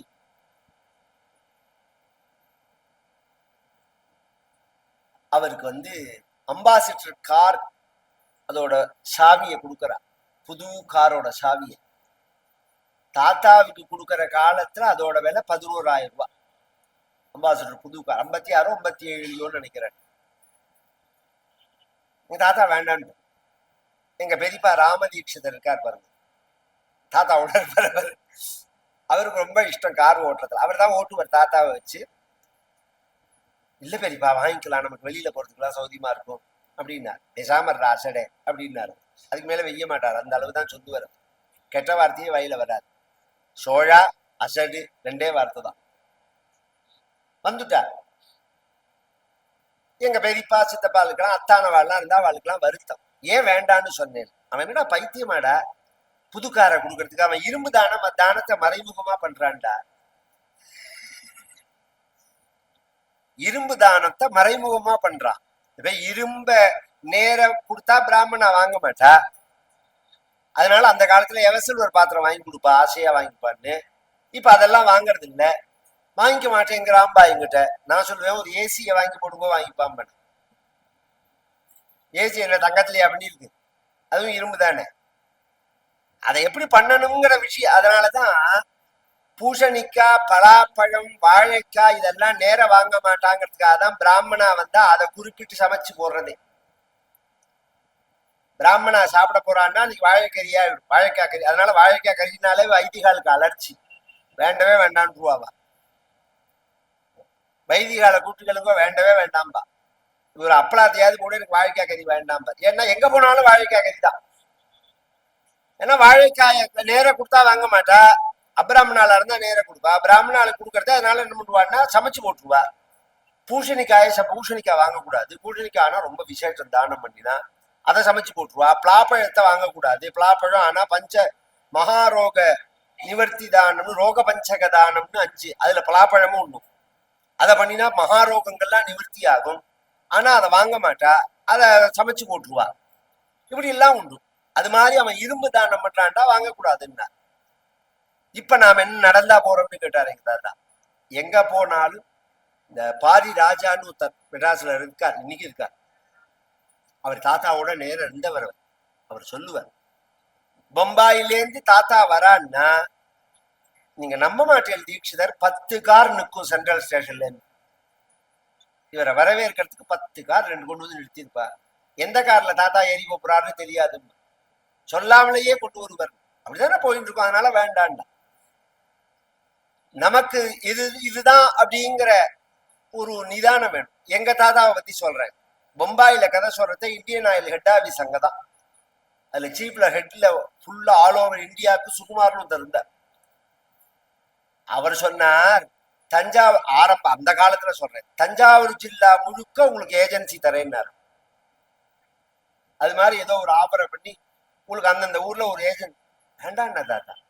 ஏன்னு கேட்டா, நாங்கெல்லாம் வேதாத்தியனம் பண்ணி வைதீகத்துல உள்ளவா, எல்லாம் கொடுத்த எல்லாம் லைஃப் ஸ்டைலே மாறி போயிடும் எங்களுக்கு. அதெல்லாம் வேண்டாம் எங்களுக்கு அப்படின்னு. எங்களுக்கெல்லாம் ரொம்ப வருத்தம். எங்களுக்குன்னா எங்களுக்கு எங்க அப்பா பெரியப்பாக்கெல்லாம் பைத்தியம் மாதிரி பேசாதரா, நம்ம வாழ்க்கையே மாறி போயிட்டுண்டான்னா. அது இன்னைக்கு புரியறது எங்களுக்கு, அன்னைக்கு புரியல, இன்னைக்கு புரியறது. இன்னைக்கு எத்தனை கோடி ரூபா ஆஃபர் பண்றா, எத்தனை பிசினஸ். அதுதான் இன்னைக்கு பேசுறதே சொன்னேன் உத்தரேன்னா.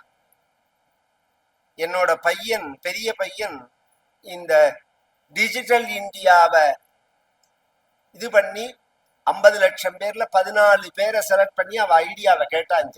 அதுல ஒத்தனா அவன் ஐடியா சொல்லிட்டு போனான். அவனுக்கு 3 கோடி ரூபாய் வருஷத்துக்கு சம்பளத்துக்கு வெளிநாட்டுக்கு கூப்பிட்டா. இன்னி வரைக்கும் அவன் போகல. ஏன்னா நான் முதல்லயே கூப்பிட்டு சொல்லிவிட்டேன், அப்பா நான் சோமயாகம் பண்ணியிருக்கேன், அதனால விதேசம் போகக்கூடாது, போனா கர்மா எல்லாம் பண்ண முடியாது, நான் போகல பண்ணிட்டோம், எனக்கு வேண்டாம்ப்பா அப்படின்னு. எதுக்கு சொல்ல வரேன்னா, இந்த வேல்யூ புரியறதே தான் தெரியறது. எத்தனையோ தனி பிளைட்டை வச்சு தாத்தா வயசு முறையெல்லாம் சொன்ன அமெரிக்காவுக்கு தான் வேண்டவே வேண்டாம். அந்த வேல்யூ புரிஞ்சாதான். நம்ம அமெரிக்கா போறதெல்லாம் தப்புன்னு சொல்லல, ஒண்ணு அப்படி எடுத்துக்காதீங்க, அது வேற விஷயம். அது அவாவாளுடைய ஒரு விற்பி, அவாவாளுடைய லைஃப் ஸ்டைல், அது வேற விஷயம். இப்ப என்ன ஒருத்தர் கேட்டார், இந்த மூகாம்பிகை திருச்செந்தூர்லாம் கும்பாபிஷேகம் பண்ணினவர் ஒருத்தர் ஸ்ரீலங்கால இருக்கார். அவத்துல சப்தாகம் பண்ணணும்னு, சிங்கப்பூர்லயும் வந்து பண்ணணும்னார். நான் வரமாட்டேன்னா எவ்வளவோ கம்பல் பண்ணார். இப்ப இதெல்லாம் சகஜம் தானே சாமி அப்படின்னாரு. அவர் அப்ராம்னர். நான் ஒரே வார்த்தை சொன்னேன், நான் ஒரு வார்த்தை உங்களுக்கு சொல்றேன், அப்படி புரிஞ்சுக்கோங்க நீங்க எப்படின்னா, சிங்கப்பூர் வர வாய்ப்பு வாழ்க்கையில ஸ்ரீலங்கா வர வாய்ப்பு எல்லாருக்குமே கிடைக்கும். அனந்தராம தீட்சிதர் பேரனா பிறக்கிற வாய்ப்பு எல்லாருக்கும் கிடைக்காது. நான் நினைச்சதுக்காக பிறந்துட முடியுமா இந்த வம்சத்துல? அதனால நான் வரல அப்படின்னு சொன்னேன். அதனால எத்தனையோ மைனஸ் உண்டு பொருளாதார ரீதியா. அதெல்லாம் நாங்க பெருசாவே எடுத்துக்கிறதே கிடையாது. வித்தம் யாவத் பிரயோஜனம். பணம்ங்கிறது எந்த அளவு தேவையோ அந்த அளவு தான்.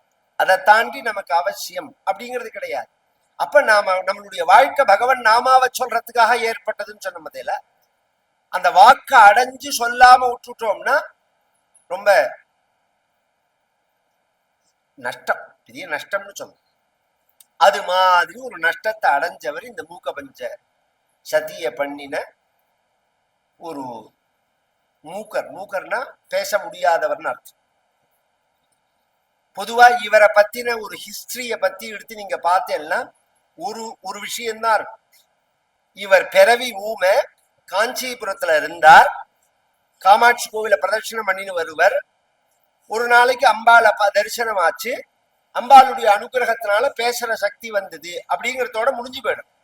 அதுக்கு முன்னாடி ஒரு கதை இருக்கு, அது எங்க தாத்தா தான் சொன்னது, புராண ரிலேட்டடா உள்ளது. அம்பாள் அது மாதிரி பேசுற திறமை இல்லாம அம்பாலோட கிருபையால பேசின மகா கவிஞன் காளிதாஸ்.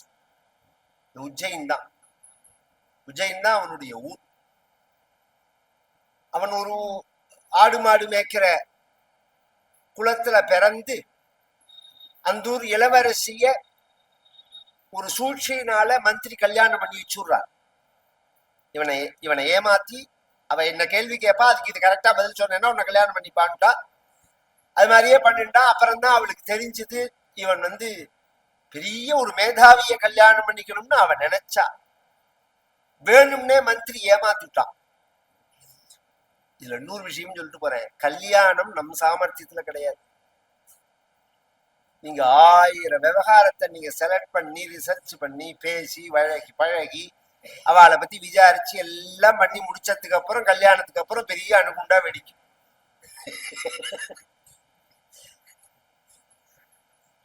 நம்ம சாமர்த்தியத்துல கல்யாணம் மட்டும் நம்ம சாமர்த்தியத்திலே பண்ண முடியாது. அது பாக்கியம் பலதி சர்வத்திர. அதனாலதான் பகவானை நம்பணும், அம்பாலை நம்பணும். தாம்பத்தியார்த்த உமாம் சதி அப்படின்னு எவ்வளோக்கு அவ்வளோ அம்பாலை பூஜை பண்றோமோ அவ்வளோக்கு அவ்வளோ தாம்பத்திய வாழ்க்கை ஒழுங்காமை. நிறைய பூஜை பண்ணணும், அம்பாலை நிறைய பூஜை பண்ணணும். சாமர்த்தியத்தினால அமைச்சுக்க முடியாதுங்கிறதுக்காக சொல்லவர். ஆனா அவ ரொம்ப பத்தியவரத்தை. அவ சொன்னா, நீ வந்து இவ்வளோ மூடனா இருக்கேங்கிறது ரொம்ப வருத்தமா இருக்கு. இருந்தாலும் நான் பெரிய வித்வான கல்யாணம் பண்ணிக்கணும், அறிவாலய கல்யாணம் பண்ணிக்கணும் ஆசைப்பட்டேன். நான் உனக்கு ஒரு யோஜனை சொல்றேன். இந்த ஊர் வந்து அம்பாளுடைய ஒரு காளியினுடைய ஸ்வக்ஷேத்திரம். இது மகாகாளியினுடைய, மகாகாலர் எப்படியோ அது மாதிரி மகாகாளி எங்க, மகாகாலேஸ்வரர்னு பகவானுக்கு பெயர். மகாகாளி அம்பாள். உஜ்ஜயின்னா அபாரமான கஷேத்திரம். அவந்திகான்னு பேர் அந்த ஊருக்கு. அது தரிசனம் பண்ணவாளுக்கு தான் நான் சொல்றது புதிய மதம். ஆச்சரியமா இருக்கும். மகாகாலேஸ்வரரும் ஆச்சரியமா இருக்கும், மகாகாளியும் ஆச்சரியமா இருக்கும். ராத்திரி அம்பாள் வந்து பவனி வருவள். நீ என்ன பண்ணு, ஒரு 3 மணிக்கு அம்பாள் வெளியில கதவை திறந்து வந்த உடனே நீ கோவிலுக்குள்ள போயிடு. போய் கதவை சாத்தின்றும். கர்ப்ப கிரகத்துல அம்பாள் வந்தா நீ கர்ப்ப கிரகத்து கதவை நீ திறக்காம என்ன வேணும்னு கேட்பா. நீ யாருன்னு கேட்டு என்ன வேணும்னு கேட்டா எனக்கு அனுகிரகம் பண்ணணும்னு சொல்லி உனக்கு அனுகிரகம் பண்ணுவான்னு சொல்லி யோஜனை சொல்லி கொடுக்குறாள். அது மாதிரியே இந்த ஆடு மேய்க்கிறவன் போயிட்டான், கதவை சாத்தினுட்டான். நகர் வளத்தை முடிச்சுன்னு அம்பாள் வராள். கிராம தேவதை அங்கவ, நகர தேவதை. கதவை சாத்தின்னு இருக்குன்னு உடனே அம்பாளுக்கு தெரியும். தெரிஞ்சா உள்ள போக முடியாதான்னு, யாருன்னு அனுகிரகம் பண்ணணுங்கிறதுனால யாருன்னு கேட்கிறா. இது மாதிரி விஷயத்த சொல்றான், எனக்கு அனுகிரகம் பண்ணுங்கிறா. அப்பதான் அந்த கதவு துவார வழியா இந்த கதவுல சாவி போடுற ஓட்டம் இருக்கு பத்தில, அதன் மூலமா கிளீம்ங்கிற பீஜத்தை எழுதினாள் அம்பா நாக்குல. இப்படி எழுதின அடுத்த க்ஷணம் வந்ததுதான் சியாமலா தண்டகம்ங்கிறது. மாணிக்க வீணா முகுலாலயந்தி அப்படின்னு ஆரம்பிச்சுட்டு அந்த இந்த பத்ததியில பத்திய பத்ததியில சொல்றது பிடிக்கல அப்படின்னு ஒண்ணு ஜெய ஜனனி சுதா சமுத்திராந்த ஹிருத்யன்மணி தீப சம்ரூட வில்வாட வீமத்த கல்பத்ருமாத கல்ப காதம்ப காந்தார வாசப்பிரியே கிருத்தி வாசப்பிரியே சர்வலோக பிரியே. இது சாமலா தண்டகம். இதெல்லாம் பண்றா. அப்புறம் ரொம்ப பிரசித்தமாயிட்டானோ இந்த யோகம்னு வந்துன்னு வச்சுக்கோங்களேன். பைத்தியக்காரன் கூட இது தமிழ்நாடு மாதிரிதான். மேல வயத்தறிச்சுன்னு ஒரு வார்த்தையில சொன்னா போறாரு.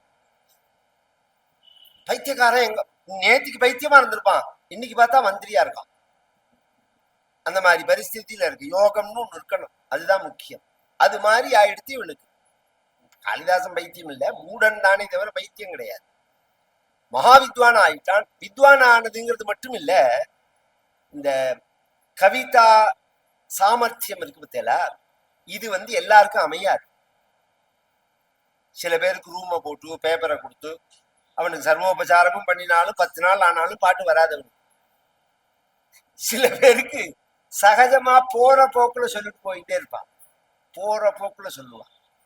நமக்கெல்லாம் புரியுற மாதிரி சொல்லணும்னா கண்ணதாசனை சொல்லணும். நம்ம தமிழ்ல புரியுற மாதிரி சொல்லணும்னா கண்ணதாசன் சகஜமா சொல்லணும். சகஜமா பாட்டு சொல்லணும். படிக்காதவர் 9வது ஃபெயில், அதான் விஷயம். இதுல படிக்காதவர், படிப்புக்கு இதுக்கு சம்பந்தமே கிடையாது. இதுல கவிதை பண்ணும் போது சப்தங்கள் இருக்கு பாருங்க. நம்ம இன்னைக்கு பண்றவா எல்லாத்தையுமே நான் கவனிச்சிருக்கேன். ஏற்கனவே ராமாயணம், பாகவதம், பாரதம், தமிழ் கவிதைகள், திருக்குறள் இத்தியாதி விஷயங்கள்ல இருந்து அதை படிச்சு அந்த வார்த்தைகள் மனசுல படிஞ்சு அதை வச்சுன்னுதான் கவிதை பண்றது. அந்த சப்தம் ஓடிண்டே இருக்கணும், அப்பதான் கவிதை வரும். அதுக்கே வரத்துக்கு ஒரு யோகம் வேணும். இந்த காளிதாசனுக்குள்ள ஒரு விஷயத்துக்காக சொல்றேன், கெட்டிகாரதானத்துக்காக சொல்லிட்டு போறேன். இவன் என்ன பண்ணுவான், இந்த போஜ ராஜா இருக்கான் பாருங்க, அவன் காலத்துல உள்ளவன் காளிதாசன். சந்திரகுப்தன்னு ஒருத்தன், ஒரு பிராமணன். அவன் அனுலோமப்படி ஒரு கல்யாணம் பண்ணிக்கிறான். பிராமண கஷத்திரிய வைசிய சூத்திரன் 4 பொண்களை கல்யாணம் பண்ணிக்கிறான். இந்த உஜ்ஜைன்ல அதுலதான் விக்ரமாதித்தனும் இருக்கிறான். அதுலதான் போஜனும் வரான். அதுலதான் பர்திருஹரியும் வரான். முன்னாடி ஒரு பிராமணனும் வரான். இதெல்லாம் ஹிஸ்டரி. அதுல அந்த போஜராஜாவோட மந்திரி சபையில இருந்தானா, போஜராஜா என்ன பண்ணுவான், அவனுங்க சம்ஸ்கிருத வித்வா. 4 லைன்ல 4வது லைனை சொல்லுவான், மிச்சம் 3 லைனை சொல்லுவான். ரொம்ப ஈஸி தானேன்னா ஈஸி இல்ல. குலு குக்குலு குக்குலு, இது 4வது லைன். இதுக்கு 3 லைன் எழுதணும். இந்த கால சினிமா பாட்டு மாதிரி வார்த்தைக்கு அர்த்தமே இல்லாம எழுதிட முடியாது. இந்த குலு குக்குலு குக்குலு குக்குலு அப்படிங்கிற இந்த வார்த்தை எதனால வந்ததுன்னு 3 லைன்ல கதை சொல்லணும். மற்றவாளுக்கெல்லாம் தோணாது. காளிதாசன் எழுதினா 1 லட்சம் பா, ஒரு நாள் டைம் கொடுப்பான். எல்லாரும் மண்டையை உடைச்சுப்பா. காளிதாசன் ஒரு 10:30-11 மணிக்கு தான் வருவான். வந்தா என்ன இன்னைக்கு என்னன்னு கேட்பா. இது மாதிரி சொன்ன உடனே நீனு கலந்துக்கிறியான்னு கேட்பா. கலந்துக்கிறேன்னு, பேனா பேப்பர் ஓலைச்சுவடி, நீ குறிச்சுக்கோம்மா காளிதாசன், எனக்கு வேண்டாம் நீ குறிச்சுக்கோம்மா. அது மாதிரி சொன்னான். ஜம்பூபலானி பக்வானி பதந்தி விமலே ஜலே கபி கம்பித சாகாபியாம் குலு குக்குலு குக்குலு. ஒரே விஷயத்துல ஒரு யமுனை கங்கை மாதிரி ஒரு நதி, ரிவர், அதனுடைய கரையில ஒரு ஜம்பூ பழம்னா நாவல் பழம் நிறைய பழுத்து இருக்கு. அந்த பழுத்த நாவல் மரத்து மேல ஒரு குரங்கு, பெரிய குரங்கு ஏறி உட்காந்துன்னு 2 பழத்தை சாப்பிட்டுட்டு இப்படி அந்த கலையை ஒரு தடவை உலுக்கினது. உலுக்கின உடனே அந்த பழுத்த பழங்கள்லாம் அந்த நதியில ஜலத்துல விழும்போது எப்படி விழுதுன்னா குலு குக்குலு குக்குலு குக்குலு அப்படிங்கிற சப்தத்தோட விழுந்தது. ஜம்பு பலானி, இது மாதிரி நிறைய உண்டு. பட பப்பட பப்படா, குழு குக்குழு குக்குழு, டன் டன் டன் டன் டன் டன் டன் டன், இது மாதிரிலாம் நிறைய ஸ்லோகங்கள். அவ்வளோ புத்திசாலி. ஒரு சமயம் ஒரு சபை நடக்கிறது. அந்த சபையில அம்பாள் தான் நடுவரா உள்ளவன், மத்தியஸ்தம். கவிஞர்கள்ல யார் கிரேட் அப்படின்னு சொல்லும் போது போஜராஜன் இருக்கா, காளிதாசன் இருக்கா, தண்டி அப்படின்னு ஒரு கவி இருக்கார். அந்த சமகாலத்துல உள்ளவர் தண்டிங்கிறவர், காளிதாசன் காலத்துல உள்ளவர், ரொம்ப மேதாவி. புகழ்னால காளிதாசன் பிரசித்தமாயிட்டானே தவிர மேதாவித்துவத்துல தண்டிதான் ஜாஸ்தி. சம்ஸ்கிருதத்துல அது பரிச்சயம் உள்ளவாளுக்கு தெரியும். போஜராஜன் கேட்கிறான், இங்க வந்திருக்கிறவாளுக்குள்ள யார் சிரேஷ்டமான கவிஞர் அப்படின்னு உடனே அம்பாள் சொன்னால், அம்பாளே தான் அங்க ஜட்ஜா இருக்கிறது. கவிர்தண்டி கவிர்தண்டி கவிர்தண்டி நசம்சயான். 3 தடவை தண்டி தான் கவி, கவிதான் தண்டி, தண்டி தான் கவி, இப்படி சொன்னான். பக்கத்துல இந்த காளிதாசன் என்ன நினைச்சான், தன்னை சொல்லுவாள் அம்பாள்னு நினைச்சான். தன் அம்பாள் சொல்லலேன்னு உடனே அது ஒரு திமிரு எல்லாருக்குமே கவிஞர்களுக்கு உண்டணும். அந்த திமிர்ல என்ன பேசுறோம் அதெல்லாம் காலம், அது என்ன பேசுறோம். அதனாலதான் மடியிலேந்து விழுந்தா அடுக்கலாம், வாயிலேந்து விழுந்தா அடுக்க முடியாது. ஒரு வார்த்தைக்கு 1000 தடவை யோசனை பண்ணணும். இந்த வார்த்தையை பேசலாமா கூடாதா, நமக்கு நாமே யோசனை பண்ணிட்டா பேச மாட்டோம். அது மாதிரி ஒரு கோபத்துல வார்த்தை வந்தா அதை மாத்த முடியாது. அம்பாளை பார்த்து ரெண்டே கிம் ஜல்பசேன்னு கேட்டான். அதுக்கு மீனிங் சொல்ல முடியாது, கொச்சையான வார்த்தை அது. ரெண்டேங்கிற வார்த்தை கொச்சையா வெய்யற மாதிரி உள்ள வார்த்தை. கிம் ஜல்பசேன்னு கேட்டான், என்ன வளர்றேன் அப்படின்னு அம்பாளை பார்த்து கேட்டான். ஏன்னு கேட்டா அம்பா, அவன் யார் கவின்னு கேட்கிறா. நான் கவி ராஜானா என்ன சொல்லாம தண்டிய போய் சொல்ற அப்படின்னு இவன் கேட்டான். தன்னை சொல்லுவான்னு இவன் நினைச்சு கொடுக்கல அப்படின்னு உடனே அதுக்கு அம்பாள் சொன்னால், கவிஞர்களுக்குள்ள யார் ஓசத்தின்னு கேட்டா அவனை சொன்னேன். அப்ப நான் கவிஞன் கிடையாதான்னு கேட்டான் காளிதாசன். உன்னை யாரா கவிஞன்னு சொன்னான்னா, பின்ன நான் தாண்டா நீ, நீ தாண்டா நான். தொமேவாகம் தொமேவாகம் தொமேவாகம் நசம்சயா அப்படின்னா அம்பா. நான் தான் நீ, நீ தான் நான், நான் தான் நீ, நீ தான் நான், இப்படி சொல்லிட்டு நான் ஒரு தேவத்தை, என்ன வார்த்தை அந்த வார்த்தையை நீ சொல்லிருக்க கூடாது. சொன்னதுனால ஊமையா போட்டு சபிச்சுட்டான். சபிச்சா இன்னொருத்தரா இருந்தா காலை பிடிச்சுன்னு என்ன மன்னிச்சுக்கோன்னு சொல்லுவார். காளிதாசன் அப்படி சொல்லல, அம்மானு கூப்பிட்டா. நீ அம்மா, நான் ஒரு கோபத்துலதான் அந்த வார்த்தையை சொன்னேன், தப்புதான். ஆனா ஒண்ணு மட்டும் தெரிஞ்சுக்கோ, பாதையவா பாத்தாலே ஸ்தாபயவா சகல புவன சாம்ராஜ்யே ஹே மாதா தவ பத யுகலம் நாகம் முஞ்சாமி நெய்வ முஞ்சாமி.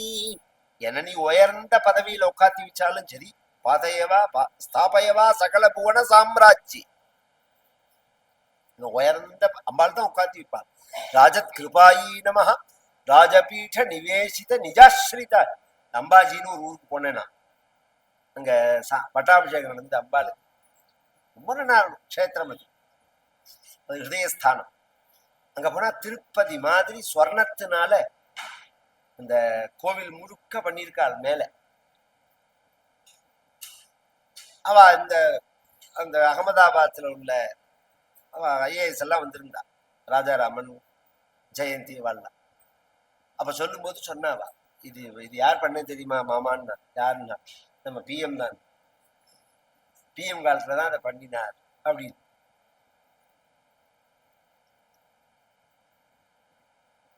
ஞானம் அந்த அந்த ரூட் தனியது, அது ஒரு சைடு. அட்மினிஸ்ட்ரேஷன் ஒரு சைடு. சில பேருக்கு சில மாதிரி பொறுப்பை பகவான் கொடுக்கறான் பிறக்கிறதே.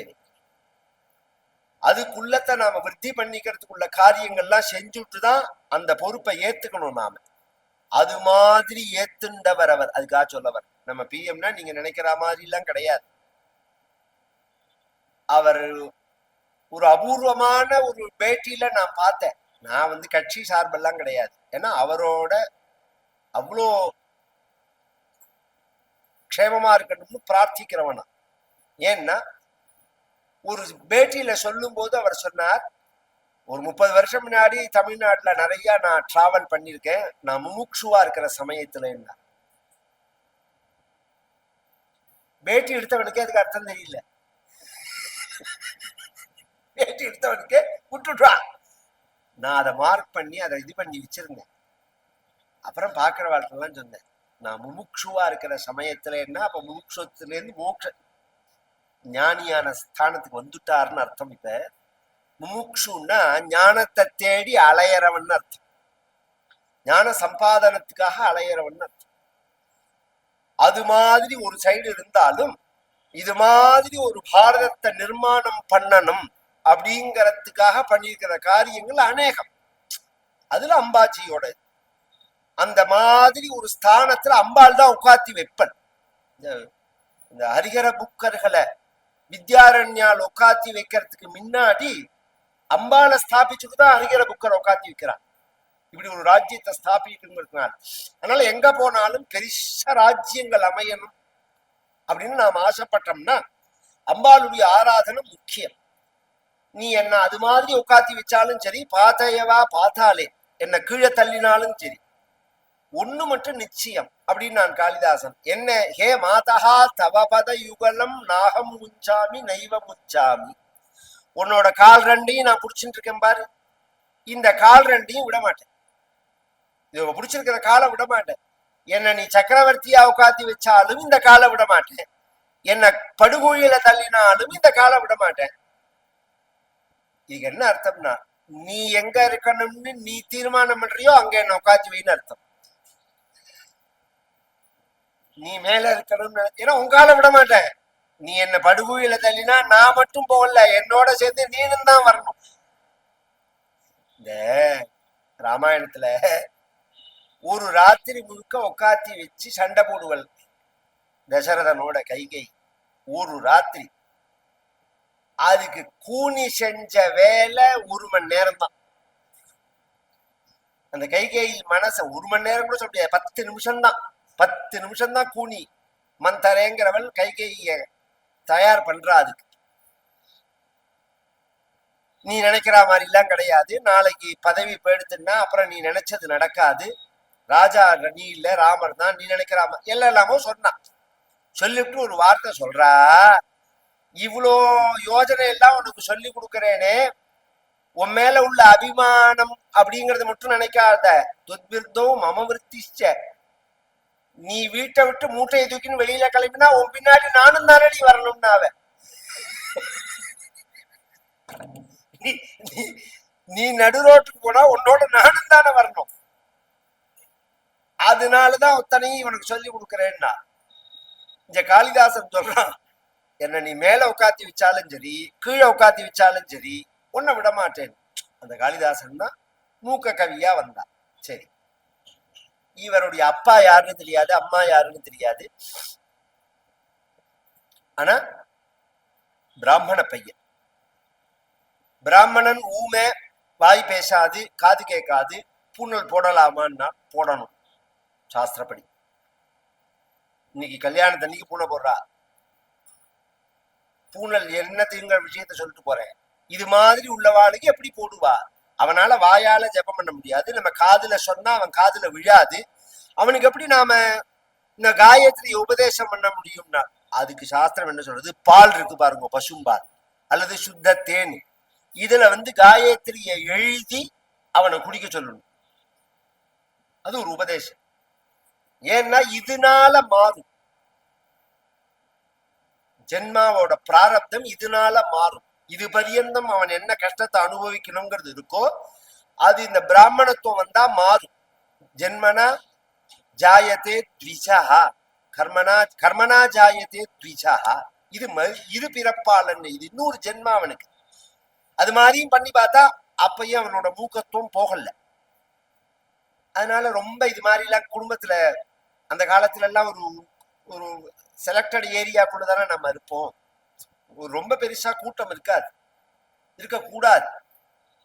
குற்றங்கள் ஜாஸ்தியா போகும். மனு சொல்றாரு 5000க்கு மேல ஒரு ஊர்ல ஒருத்தர் தங்கக்கூடாதுங்கிறார் ஒரு நகரத்துல. என்ன குற்றம் ஜாஸ்தியா போகுங்கிறார்.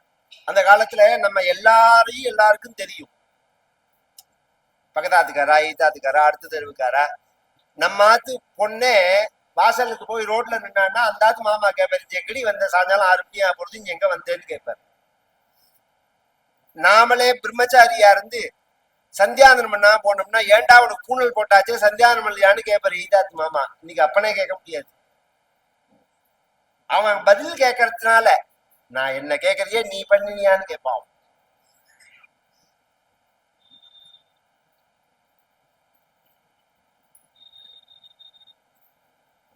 அப்பாவை பார்த்து நீ பண்ணியான்னு கேட்டா அவர் எங்க கொண்டு குஞ்சியை வச்சுக்கிறது. இந்த குழந்தைகள் எல்லாம் உற்றுவா. அங்கங்க எங்கேயோ சத்திரம் இருக்கும், சாப்பாடு இருக்கும், அது மாதிரி போடுவா. கோவில்ல பிரசாதம் கொடுப்பா. அது மாதிரி காஞ்சிபுரத்துல பிரசாதம் கொடுக்குறா. அதனால அந்த பிரசாதத்துக்கு போடுவா. அர்த்தஜாமத்துக்கு டயத்துக்கு ஒரு டயம் கிடைக்கும். சாயங்காலம் சந்தியா காலத்துக்கு அப்புறம் அர்த்தஜாம டயத்துல கொஞ்சம் கூட்டம் குறைச்சலா இருக்கும். அந்த பூஜை பண்றவர் இருக்கார் பாருங்க, அவருக்கு அம்பாளை சாட்சாத்கரிக்கணுங்கிற ஆசையினால அம்பாளோட மந்திரத்தை அவர் ஜபம் பண்ணிட்டு இருக்கார். ஜபம் பண்ணி ஜபம் பண்ணி ஜபம் பண்ணி வருஷக்கணக்கா ஜபம் பண்ணி அன்னைக்கு அது சித்தியாக போறது. அவருக்கு அந்த மந்திரம் சித்தியாக போறது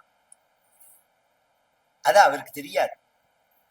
பொதுவா எண்ணிக்கை மட்டும் சித்தியாரத்துக்கு காரணம் கிடையாது. மனனா திராயதே இதி மந்திரஹான்னு நீங்க வாயால சொன்னா வெறும் எண்ணிக்கை தான். மனசுனால சொல்லணும். மனசுனால சொல்றதே உங்களால எண்ண முடியாது. அப்ப என்ன பண்ணலாம்னா, நீங்க சொல்லிட்டே வாங்க, பகவான் கணக்கு வச்சுக்கோ. நமக்கு எதுக்கு கணக்கு வச்சுக்கணும்? பகவான் தான் கணக்கு வச்சுக்கணும்.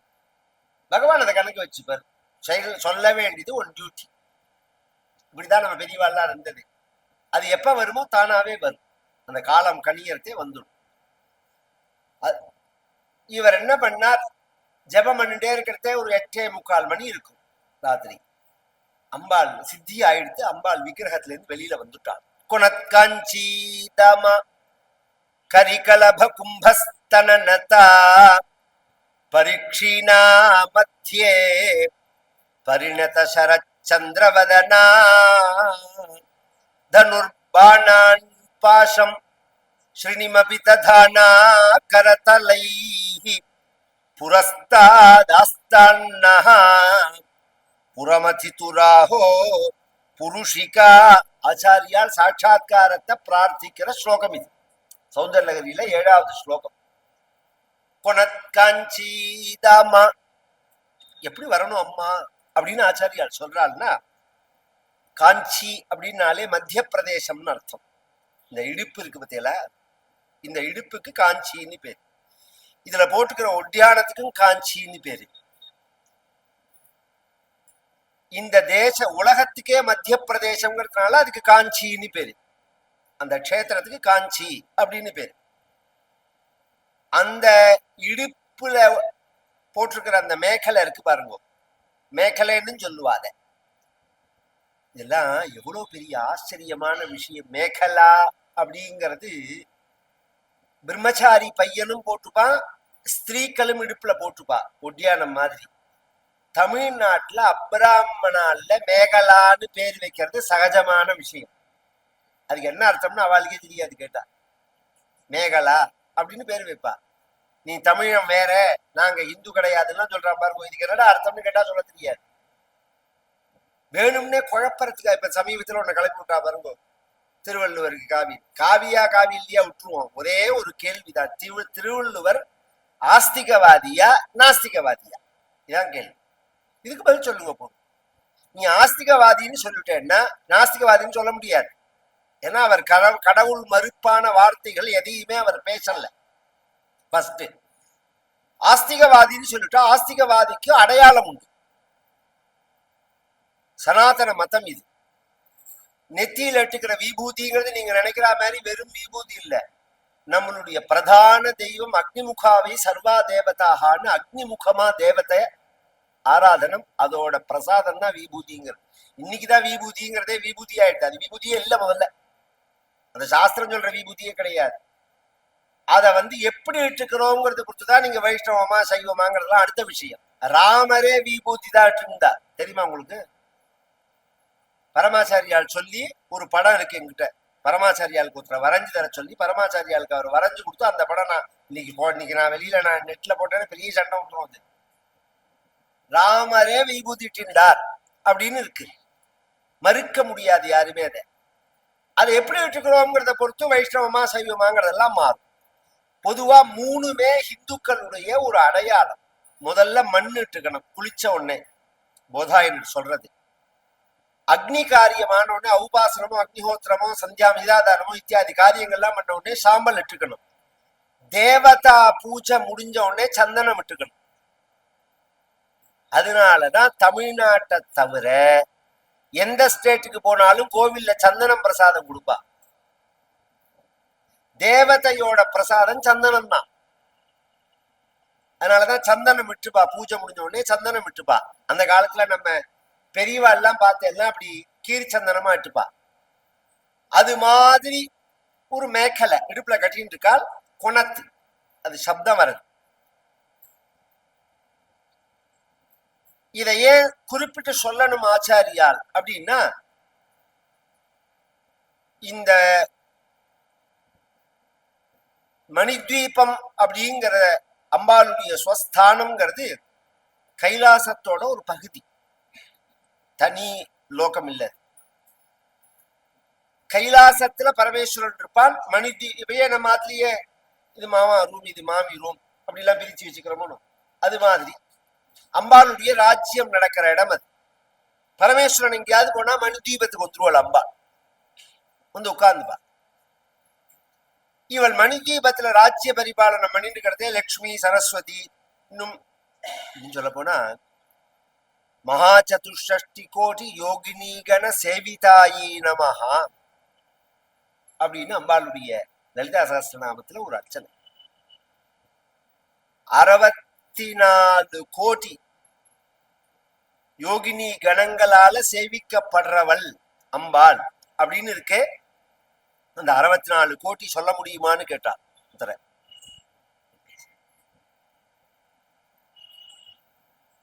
ஒரு அம்பாளோட ஒரு பக்தர் அவரை கேட்க அவர் சொல்றார். அத ஆச்சரியமா வியாக்கியானத்துல இருக்கு.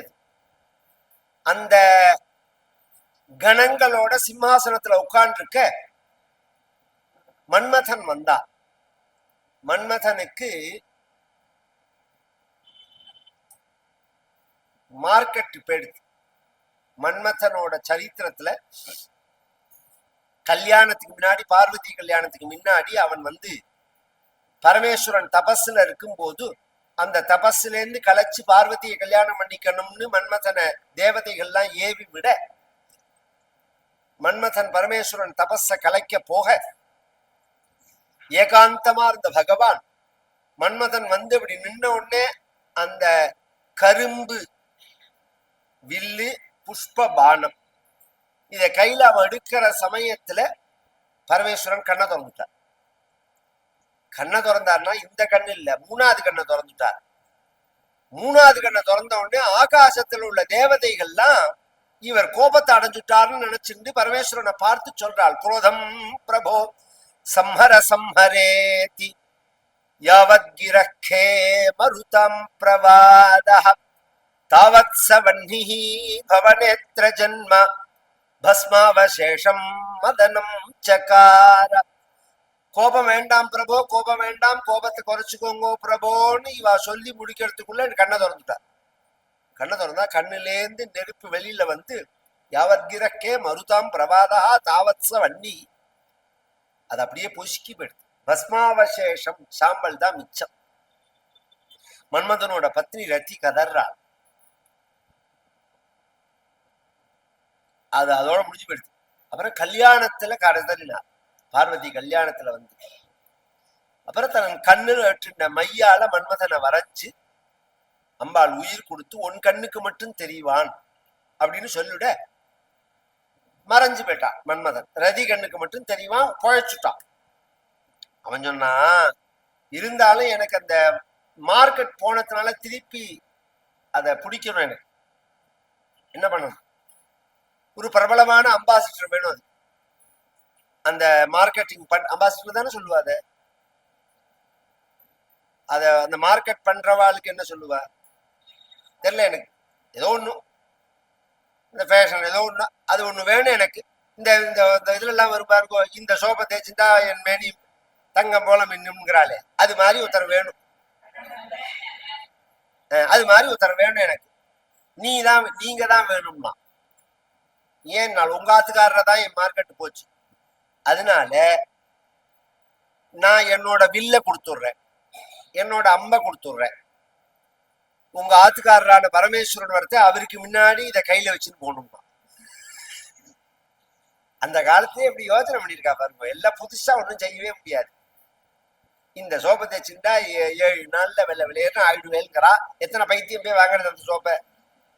தலைகீழ்னாலும் வைக்க முடியாது. உறக்கறதே என்ன உடம்பு. சோப்பை தேய்ச்சிருந்தா அழிட்டு போகும், கருப்பு எப்படி போகும் எனக்கு புரியல. எத்தனை பேர் நம்பரா? அது மாதிரி இன்னொரு விஷயம் என்னன்னா, 30 செகண்ட்ல முழு பொய்ய உண்மைன்னு நம்ப வைக்கிறான் பாருங்க. அதுதான் ஆச்சரியம். இது பொய் இல்ல, அம்பாள் கையில வச்சிருக்கிறது பொய் இல்ல. நீங்க கையில வச்சுக்கணும்னா கொடுத்துட்டு வச்சுட்டு போன்ட்டாள் அம்பாள். வச்சுட்டு போயிட்டாள். திரிபுர சம்ஹாரம் பகவான் வரான். வந்தா அம்பாள் உட்கார்ந்து இருக்காளா? இந்த இடுப்புல கட்டின உத்தியானம் இருக்கு பாருங்க, இதுல சலங்கைகள்லாம் இருக்கு.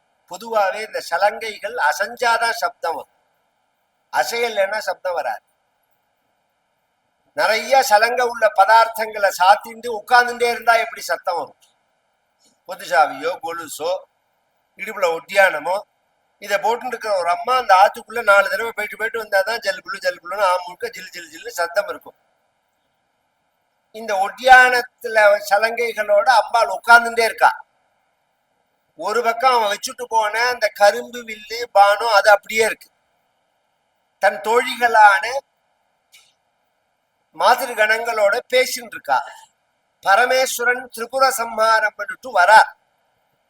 வரத்தே அம்பாள் அங்க இல்லைன்னு உடனே மணிதீபத்துல வந்து அம்பாளுக்கு கொஞ்சம் கோபம். பரமேஸ்வரனுக்கு முன்கோபி அவர். கொஞ்சம் கோபத்தோட வரார் அப்படின்னு தெரிஞ்ச உடனே இதுல ஒரு விஷயம் என்னன்னா, இப்ப இங்கேருந்து இவ்வளவு தூரம் வச்சுக்கோங்களேன், அந்த பக்கம் அந்த கவுண்டர் பரியந்தம் பாதை, இந்த வாசப்படி பரியந்தம் பரமேஸ்வரன் வரத்தை அம்பாள் கவனிக்கல. இவாளோட பேசிட்டே இருக்கா. இப்படி திரும்பறதே தான் பகவான் வரத்தை பார்த்துட்டான். பார்த்த உடனே ஒரு வெக்கம், ஒரு படபடப்பு. பரமேஸ்வரன் வரத்தை நாம கவனிக்காமையும் உட்கார்ந்துட்டு இருந்துட்டமேன்னு வருது. அந்த காலத்துல ஒரு மரியாதை உண்டோன்னு அது அதனுடைய அடிப்படையில். உடனே ஏந்துண்டா அந்த சலங்கைகள்லாம் சத்தம் போடுறது, ஜல ஜல ஜலன்னு சத்தம் வர்றது. இப்படி 2 அடி எடுத்து வச்சிருப்பாள். மன்மதன் கொடுத்தது ஞாபகம் வந்தது. அவன் கையில கொடுத்துட்டு போயிருக்கானே. உடனே அதையும் எடுத்துட்டான். ஒரு கையில வில்லு, ஒரு கையில பானம். இந்த கையில எடுத்துட்டு அப்படி முன்னாடி வராள். குணத்கஞ்சீதாமா கரிகலப கும்பஸ்தன நத, அபாரமான சாமுத்திரிகா லட்சணத்தோட உள்ளதான சரீரம். பரீட்சிணா மத்தியே பரிணத சரச்சந்திரவதனா, ஷிராப்தியில உதயமாக கூடியதான சந்திரன் போல முக மண்டலம் பிரகாசிக்கிறது. ஆச்சரியமான ஒரு முகம். தனுர் பானான் பாசம் ஸ்ரீனிமபி ததானா கரதலை. இது கையில வச்சிருந்த அப்படி முன்னாடி வந்து நின்ன உடனே இது புதுசா இருக்காது. இந்த பானம் தனுசு ரெண்டும் புதுசா இருக்கா. அம்பாளுக்கு ரொம்ப அழகா வேற இருக்கா. ரொம்ப கோபத்தோட பரமேஸ்வரன் வந்தானா. அம்பாலும் குழஞ்சு செவந்து வேற படுத்தா முகம் வெக்கத்தினால. இது வேற அழகா இருக்கா. இது என்ன புதுசா இருக்குன்னு நான் பகவான், இது என்ன வேஷம், அழகா இருக்கே. ரசிக்கணும், ஒரு வாழ்க்கையை ரசிக்கணும். என்ன பண்ணாலும் அப்படியே பிடிச்சி வச்ச புண்பம் மாதிரி இருப்பான் சில பேர். சமைச்சு போட்டாலும் வாயை திறக்கவே மாட்டான். நன்னா இல்லைன்னா கத்துவான். நன்னா இருந்தா வாயை திறந்து சொல்லவே மாட்டான். அதெல்லாம் வயத்தரச்சில கொட்டின்ற பாவம் தான் இப்ப பிண்டமே பெருங்காயமா போயிடுது. இப்ப சாப்பாடே கிடையாது. இன்னைக்கு ஆம்பளை குழந்தைகளை பெத்தா அந்த குழந்தைகள் வயர் வாடாம இருக்கணும்னு நாம நினைச்சா அதுக்கு ஒரு ரசமாவது வைக்கிறதுக்கு கற்றுக் கொடுக்கணும். நாம ஏதாவது சமைக்கிறதுக்கு கற்றுக் கொடுத்தாதான், இல்லைன்னா சுகி மாமா தான் எல்லாத்தையும் கொண்டு கொடுப்பேன். குழந்தைகள் சொல்றது, இந்த கால குழந்தைகளோட பழக்கமே இது. எப்படா வந்தது? அமேசான் மாமா கொடுத்தார். இது எங்கடா வாங்கின? சுகி மாமா கொடுத்தார். அதுக்கு என்ன தெரியும் சொல்லுங்க? அப்படியே பழகி போயிடுத்தது உட்கார்ந்த இடத்துலயே.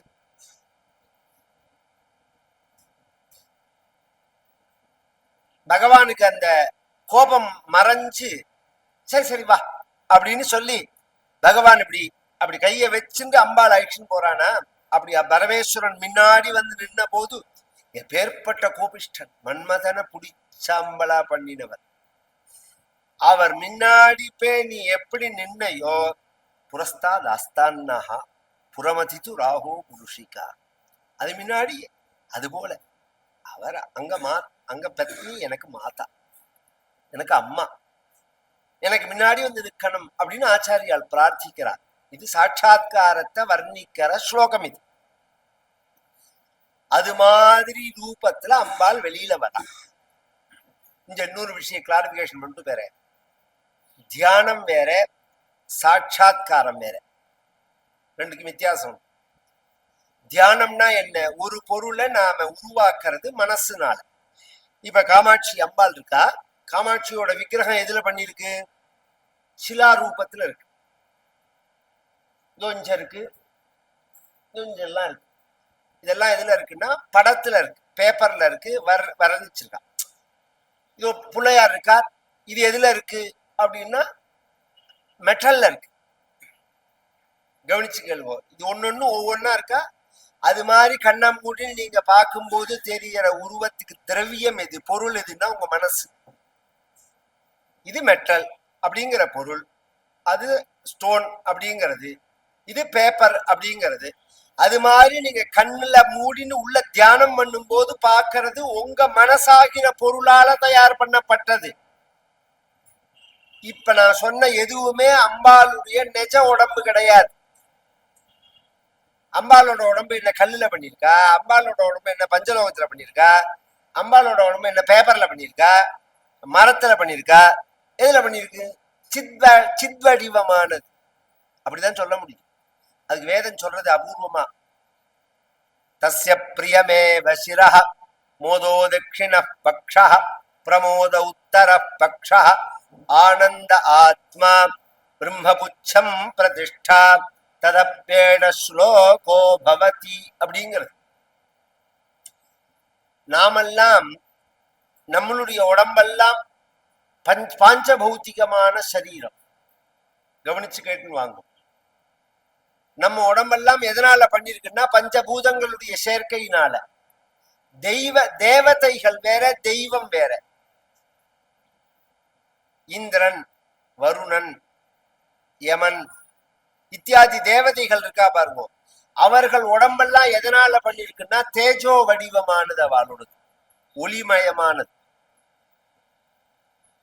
பரமாத்மான்னு சொல்லக்கூடிய பரமேஸ்வரனோ அல்லது மகாவிஷ்ணுவோ அல்லது அம்பாலோ அல்லது முருகனோ இத்தியாதி தெய்வங்களுடைய உடம்பெல்லாம் சின்மயமானது. சின்மயம் 3 செக்ஷன் இருக்கு. சித் வடிவம்ங்கிறது வேற, தேஜோ வடிவம்ங்கிறது வேற, பாஞ்சபௌத்திகமான வடிவம்ங்கிறது வேற. அதனாலதான் பகவத்கீதையில பகவான் குறிப்பிட்டு சொல்லும் போது ஜென்ம கர்மச்ச மே திவ்யம் ஏவம் யோவேத்தி தத்துவதா, என்னோட ஜென்மாவும் சரி என்னோட கர்மாவும் சரி அர்ஜுனா திவ்யமானது.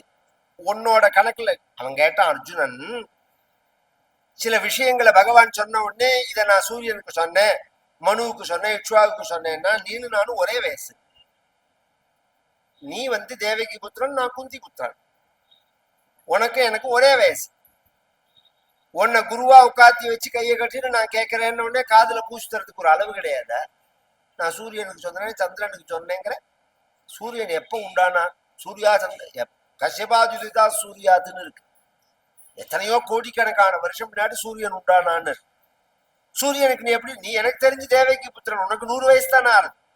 அதுக்கு பகவான் சொன்னார், பகூனிமே வியதீதானி ஜென்மானி தவச்சார்ஜுனா, உனக்கும் பல பிறவிகள் உண்டு, எனக்கும் பல பிறவிகள் உண்டு. உன்னோட பிறவிக்கு ஜென்மான்னு பேரு, என்னோட பிறவிக்கு அவதாரம்னு பேருன்னா. அவன் கேட்டான், அது என்ன பேரை மாத்தி வச்சுன்றதுனால அவதாரம்னா பிறவின்னா? உன்னோடதே வேறடா, என்னோடதே வேற. ஜென்ம கர்மச்ச மே திவ்யம் நாள் பகவான், என்னோடது திவ்யமானது. அப்படிங்கிறதுல இந்த இடத்துலதான் நம்ம ஆச்சாரியால் ஆதிசங்கரன் வியாக்கியானம் பண்ணும் போது திவ்யம்ங்கிற வார்த்தைக்கு அப்ராகிருதம்னு பண்றார். பிரகிருதி தன்மைக்கு அப்பாற்பட்டதுன்னா. பிரகிருதி தன்மைனா என்ன? இந்த பிரகிருதிக்குன்னு 6 லட்சணம் உண்டு, ஷட் விகாரம் உண்டு. ரொம்ப போர் அடிக்கிறேன்னு உங்களை, இந்த பெரிய சப்ஜெக்ட் நான் அவர்கிட்ட சொன்ன முன்னாடியே, நான் ஏதாவது ஒரு பிரகலாத சரித்திரம் துருவ சரித்திரம் அது மாதிரி சொல்றேன்னு, இல்ல நீங்க விசேஷமா சொல்லுங்கோன்னா, இதெல்லாம் பேசினா அப்படிதான் எனக்கு பேசி ஆகணும். பிரகிருதிக்கு 6 விகாரம் உண்டு. இல்ல இருக்கு, வளர்ந்தது, பெருத்தது, சுருங்கினது இல்லை. அப்படின்னா என்ன சார்னா, இந்த பூ இருக்கு, ரோஜா பூ. இது செடியில பூக்கும்னு ஒரு செடியை வாங்கி கொண்டு வைக்கிறோம். அப்ப பாக்குறதே அந்த செடியில பூ இல்லை. நம்ம குழந்தைகள் இருந்தா கேட்கும், இது என்ன தான் ரோஜா பூ பூக்குண்டா, ரோஜா என்னைக்கு பூக்கும் என்னைக்கு பூக்கும் நம்மளை புடுங்கி எடுத்துரும். அது பாரு பூக்குங்கிறதே ஒண்ணுமே இல்லாத செடியில ஒரு நாளைக்கு சின்ன மொட்டு இருக்கும். பத்தியா சொன்னேன் பார், இது எங்க தாத்தாரும் இதுதான்டா பாரு அப்படின்பா. இந்த மொட்டா இருக்கிறது வளரும், வர்த்தத்தை. முதல்ல இல்ல, அப்புறம் மொட்டு இருந்தது, அப்புறம் வளர்ந்தது, அப்புறம் ஒரு நாளைக்கு பரிணமதே, அது மலரும், அப்புறம் 5-6 நாள் கழிச்சு உதிர்ந்துடும், சுருங்கி போயிடும், அப்புறம் மண்ணோட மண்ணா போயிடும். இல்லை, இதேதான் நமக்கும். இல்ல, அப்புறம் கர்ப்பத்துல உண்டானோம், அப்புறம் வளர்ந்தோம், பிறந்து வளர்றது கூட எல்லா ஒரு 25 வயசோட 20-22 வயசோட வளர்ச்சி முடிஞ்சு போயிடுது. அதுக்கப்புறம் பரிணாமதே தான், பெருக்காரதான் மிக்கும் உடம்பு. ஒரு 55 வயசு ஆச்சுன்னா அப்புறம் சுருங்க ஆரம்பிக்கணும். இப்ப பிரச்சனையே அதுதான். ஒரு காலத்துல வயசான உடனே எப்படி போனாலும் அப்படியே ரிவர்ஸ்ல வந்துருவா உடம்பு. அதனால 90 வயசு 100 வயசு பிறந்த இருப்பா. உடம்ப பார்த்தோம்னா பாட்டிக்கெல்லாம் இப்படி சதா ஆடும், எலும்பு மட்டும்தான் இருக்கும், ஒண்ணுமே இருக்காது. இப்ப கண்டத்தை இந்த புரோட்டீனை திங்கறேன்னு ஆரம்பிச்சு 80 வயசானாலும் புதன்னு இருக்கு உடம்பு. அப்படி இருக்க கூடாது, ஆரோக்கிய ரீதியா அப்படி இருக்க கூடாது. உடம்பு சுருங்கணும், சுருங்கினாதான் மத்த காய்ச்சலா. எங்க பாட்டிக்கு இந்த இடத்துல இப்படி ஆடும். இப்படி பார்த்து, என்ன பாட்டி இப்படி ஆடுறது, இழைச்சி போயிடுத்துறாம. என்ன பாட்டி இப்பயே ரொம்ப இழைச்சி போயிட்டேன்.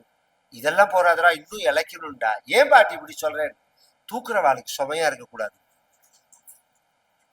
என்ன ஒரு மனோபாவம் பாரு. அப்படிலாம் இருந்த தேசம். தூக்குற வாழ்க்கை சுமையா நாம இருக்கக்கூடாது அப்படின்னு. இன்னைக்கெல்லாம் தூக்க முடியலன்னா காரை கொண்டு வந்துடுறான், வண்டியை கொண்டு வந்துடுறான். பிராக்டிக்கல சொல்றேன் நான். அப்புறம் பரிணமத்தை, அப்புறம் சுருங்கிறது, அப்புறம் மறைஞ்சு போறோம். அவ்யக்தாதீனி பூதானி வியக்த மத்தியானி பாரத அவ்யக்த நிதனான்யேவ தத்ரகா பரிவேதனா. இப்ப ஒரு கேள்வி கேட்கிறேன். 125 வருஷம் கிருஷ்ணாவதாரத்துல பகவான் இருந்த காலம், இந்த கிருஷ்ணரோட போட்டோ குழந்தையா இருக்கிறதே பாலலீதியா சில போட்டோக்கெல்லாம் இருக்கும். அதுக்கப்புறம் ஒரு 25 வயசுல அந்த போட்டோக்கு அப்புறம் எந்த போட்டோலையாவது தலை நரைச்சு போச்சு, சொட்டை விழுந்தது, கண்ணாடி மாட்டின்றார், பல்லு கொட்டி போச்சு, காது கேட்கல, கம்ப ஊனி நடந்தார், உடம்பெல்லாம் சுருங்கி போச்சு, அது மாதிரி ஏதாவது ஒரு பகவானோட ராமரோட கிருஷ்ணரோட போட்டோவை நீங்க காமிச்சிட முடியுமோ? முடியவே முடியாது. ஏன்னா அப்படி கிடையவே கிடையாது, அப்படியே கிடையாது, அப்படியே ஸ்டில் அப்படியே நின்றுடும் உடம்பு. அது என்ன, அது திவ்யமானது, பிரகிருதி தன்மை அதுக்கு கிடையாது. இந்த திவ்யமான சரீரத்தோட தான் தேவதை வெளியில வரும். அது மாதிரி தேவதை வெளியில வந்துட்டார். விட்ட இடத்துக்கு வரேன், நீங்க மறந்தாலும் நான் புதிய இடத்துக்கு சொல்றேன். காஞ்சிபுரத்துல அர்ச்சகர் ஜபம் பண்ணிட்டு இருக்கார். அவரோட ஜபம் சித்தியாகி அந்த ஜபத்துக்கு அனுகிரகம் பண்ணணும்னு அம்பாள் வெளியில வந்துட்டார். வெளியில வந்தா இவர் கண்ண மூடுன்னு அந்தர்முகமா தானே தியானம் பண்றார், ஜபம் பண்றார். துருவசுவாமிக்கு முன்னாடி பகவான் போய் நின்றுட்டு துருவனை கூப்பிடுறார். துருவா துருவா துருவா அப்படின்னு கூப்பிட்டா. துருவசுவாமி கண்ண திறக்கல, காதலியே விழல்ல அந்த சப்தம். அதனால பகவான் என்ன பண்ணினார், திரோஹிதம் சகசைவோபலட்சிய பகிஸ்திதம் ததவஸ்தம் ததர்ஷா. உள்ள தெரியற பரிந்தும் வெளியில கண்ணை திறந்து அவன் பார்க்க மாட்டான்னு உள்ள தெரியற உருவத்தை மறைச்சுட்டான். மறைச்ச உடனே அப்படி திக்குன்னு விக்கிட்டு பார்த்தான். பகிஸ்திதம், இத்தனை நாளா உள்ள எண்ணத்தை பார்த்தோமோ அது அப்படியே நிக்கிறது. பகவான் உடனே தெரிஞ்சுட்டு ஸ்தோத்திரம் பண்ணினான்னு துருவ சரித்திரம். அது மாதிரி இவர் முன்னாடி நின்றுட்டு ஜல் ஜல்னு பகவான் கால அம்பாள் காலால ஒரு தடவை குத்துறார். அந்த கால் சலங்கை அசைச்சு காமிக்கிறார். குழந்தைகள் எல்லாம் அனுபவிச்சவாளுக்கு தான், பேத்தி பொண்ணு உள்ளவாளை பார்த்தா தெரியும். இப்படி வந்து காமிச்சுது. என் பேத்தி என்னன்னு தெரியலையா, கொலுசு பழசா படிச்சு தாத்தாங்கிறது. கொலுசு போட்டு இருக்க நீ என்ன கொலுசு பழசா போயிடுத்துங்கிறது. அது சொல்ற தேவை அழகா இருக்கு, கேட்கற தேவை. புதுசு வேணுங்கிறத எப்படி காலை புதுசு கொலுசு வேணும்னு கேட்கறாம அப்படி காலை ஆட்டி காமிக்கிறது முன்னாடி. அது மாதிரி காலை ஆட்டி காமிக்கிறாள் அம்பா. அவருக்கு வந்து ஏற்கனவே பல கதைகள்லாம் யார் சொல்லி கேட்டாரோ தெரியல, எல்லாம் நெகட்டிவாவே கேட்டிருக்காரு அவர். மேனகதை வந்து விஸ்வாமித்திர தபஸை கெடுத்தா, பிரம்ம வந்து கெடுத்தா, அவ வந்தா இவ வந்தா ஊர்வசி வந்தா, இந்த மாதிரி கதைகள் எல்லாமே தபஸை கெடுக்கிறது ரெண்டு வகையா தான் கெடுக்கலாம். தபஸ் எப்படி கெட்டு போகும்னா, ஒண்ணு காமத்தினால கெடும் அல்லது கோபத்தினால கெடும். இந்த ரெண்டு வகையா தான் தபஸ் கெடும். தபஸே நாம சம்பாதிச்சிருக்கிற தபஸ் ஒண்ணு காமத்தினால போகும் அல்லது கோபத்தினால போகும். இன்னும் ரெண்டு விஷயத்தையும் சொல்றார், அதையும் சொல்லிட்டு போயிடுறேன் நான். பதிவு பண்ற விஷயம் விஸ்வாமித்திர சரித்திரத்துல பெரத்தியாருடைய சந்தோஷத்துல சம்பந்தப்பட்டாலும் போகும், பெரத்தியாருடைய வருத்தத்துல சம்பந்தப்பட்டாலும் போகும். அப்படின்னா என்னன்னா, விஸ்வாமித்திரருக்கு 4 வகையில தபஸ் போச்சு, அதை சொல்றாரு. சுனசேபன் ஒருத்தன், அவனோட துக்கத்துக்காக இவர் பண்ண தபஸ் போயிடுது. திரிசங்குன்னு ஒருத்தன், அவன் சொர்க்கத்துக்கு ஒண்ணு சொன்னான்னு அவனுடைய சௌக்கியத்துக்காக இவர் போய் சண்டை போட்டு அவரோட தபஸ் கெட்டு போச்சு. மேனக வந்து அவளை பார்த்து மயங்கி காமத்தினால தபஸ் கெட்டு போச்சு. பின்னாடி ரம்பேன்னு ஒத்தி வந்து அவளை கோவிச்சுண்டு கல்லா போன்னு சபிச்சு, மேனகையினால வந்த அனுபவத்தினால கல்லா போன்னு சபிச்ச உடனே அந்த தபஸும் போயிடுது. அப்புறம் கடைசியில புஷ்கரத்துல வந்து இவர் இந்த 4ஐயும் விட்டுட்டு தபஸ் பண்ணும் போதுதான் இவர் பிரம்ம ரிஷிங்கிற ஸ்தானத்தை அடைஞ்சார்னு அவருடைய சரித்திரம்.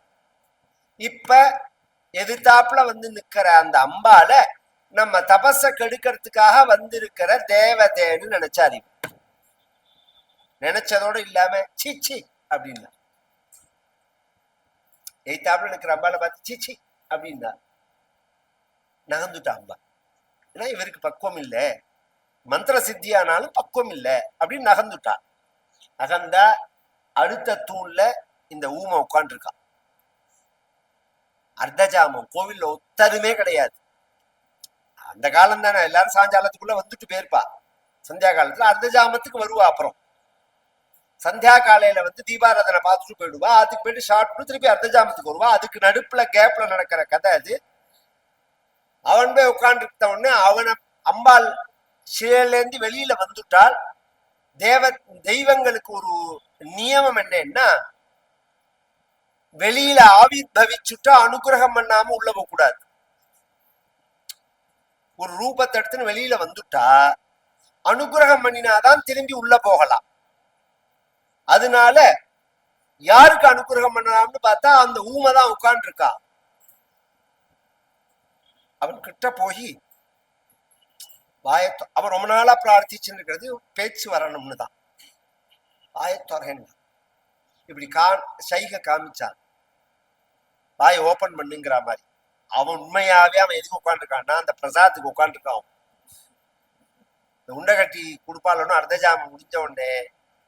அது எப்ப கிடைக்குங்கிறதுக்கு தான் உட்கார்ந்து இருக்கிறதே.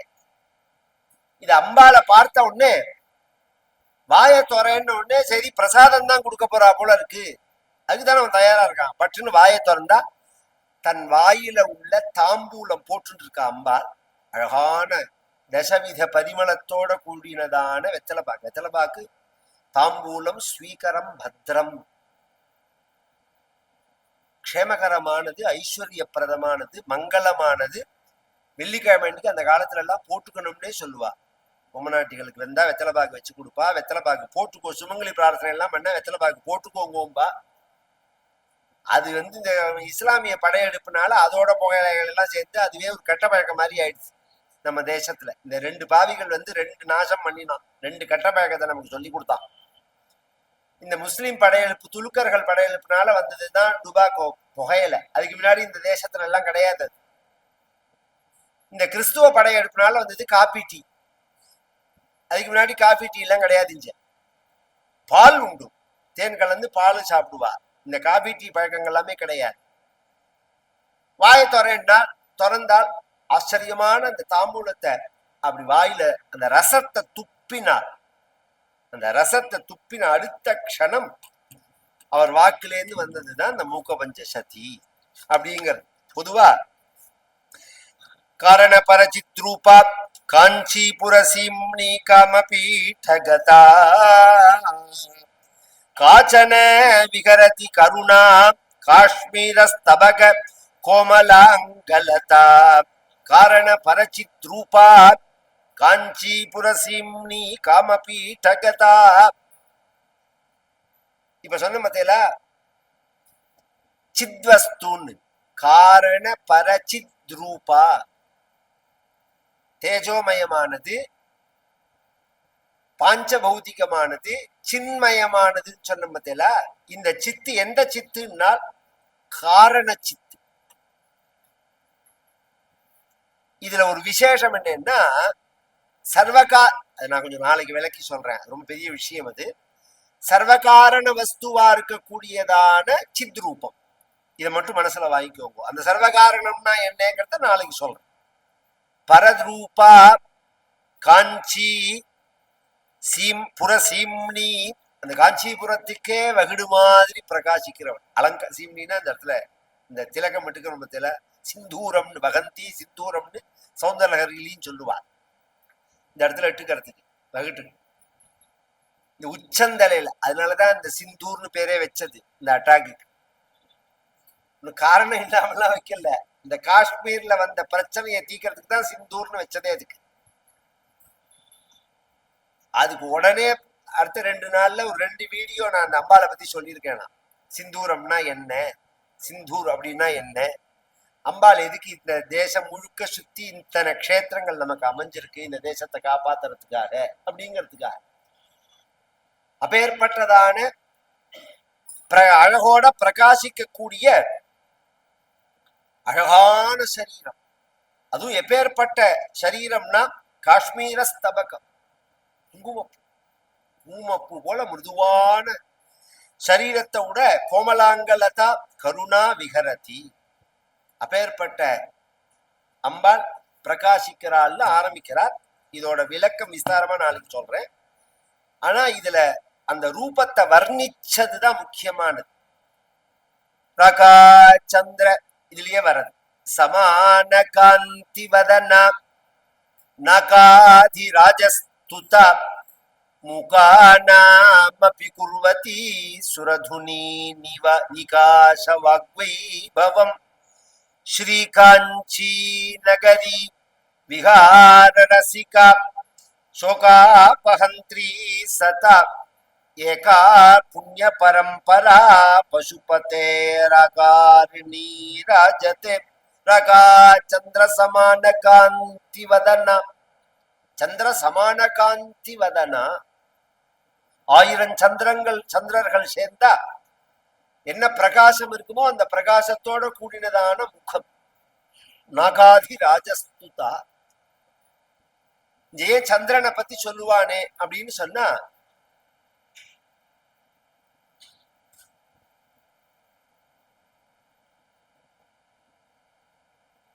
பரபிரம்மம் அப்படின்னு நாம் சொல்ற அந்த வஸ்துவை சித்ரூபம் அப்படின்னு சொல்ற வஸ்துவை பரதேவதேன்னு நாம சொல்றோம். நம்மளுடைய சப்தங்கள் சின் சின்மூர்த்தி சின் ரூபிணி அப்படின்னு சொல்றோம். அத ஆணாவும் வர்ணிக்கிறோம், பெண்ணாவும் வர்ணிக்கிறோம். இந்த பரமாத்மாவுக்கு முக்கியமான லட்சணம் என்ன அப்படின்னா ஆனந்த வடிவமானது. ஆனந்த வடிவமான அமிர்தத்தை தாரையாக உடைய சந்திரன் அர்த்தம். அங்க இந்த சந்திரனை வர்ணிக்கும் போது நீங்க நினைக்கிற இந்த சந்திரனுக்கும் அந்த லட்சணம் உண்டு. நீங்க நினைக்கிற சந்திரன் இல்லை. இந்த மூலாதாரம், சுவாதிஷ்டானம், மணிபூரகம், அநாகதம், விசுத்தி, ஆஜ்ஞ, சகசிராரம்னு 7 சக்கரத்தை யோக சாஸ்திரம் சொல்றதே, அதுல 7வது சக்கரமான சகசிராரத்துல ஒரு சந்திரன் இருக்கா. அந்த சந்திரன்லேந்து வடிகிற வடிவம் தான் நம்ம உடம்ப என்னைக்கும் 16 வயசா வைக்கும். நம்ம உடம்புல இருக்கு அந்த சந்திரன். அது ஒரு பியூட்ரின் ஏதோ ஒரு சுரப்பி. அது அந்த வளர்ச்சி ஆனோடனே நின்றுடும். அது அதுக்கப்புறம் அதை ஆயுசு முழுக்க அது சுரக்காது. அதை சுரக்க வைக்கிறதுக்கு யோக சாஸ்திரத்துல கஜகேசரி முத்து அப்படின்னு ஒரு அபியாசம் இருக்கு. அது அப்படின்னா என்னன்னா, இந்த நாக்கு இருக்கு பாருங்க, இந்த நாக்கை நீட்டணும், வெறுமன் அல்ல.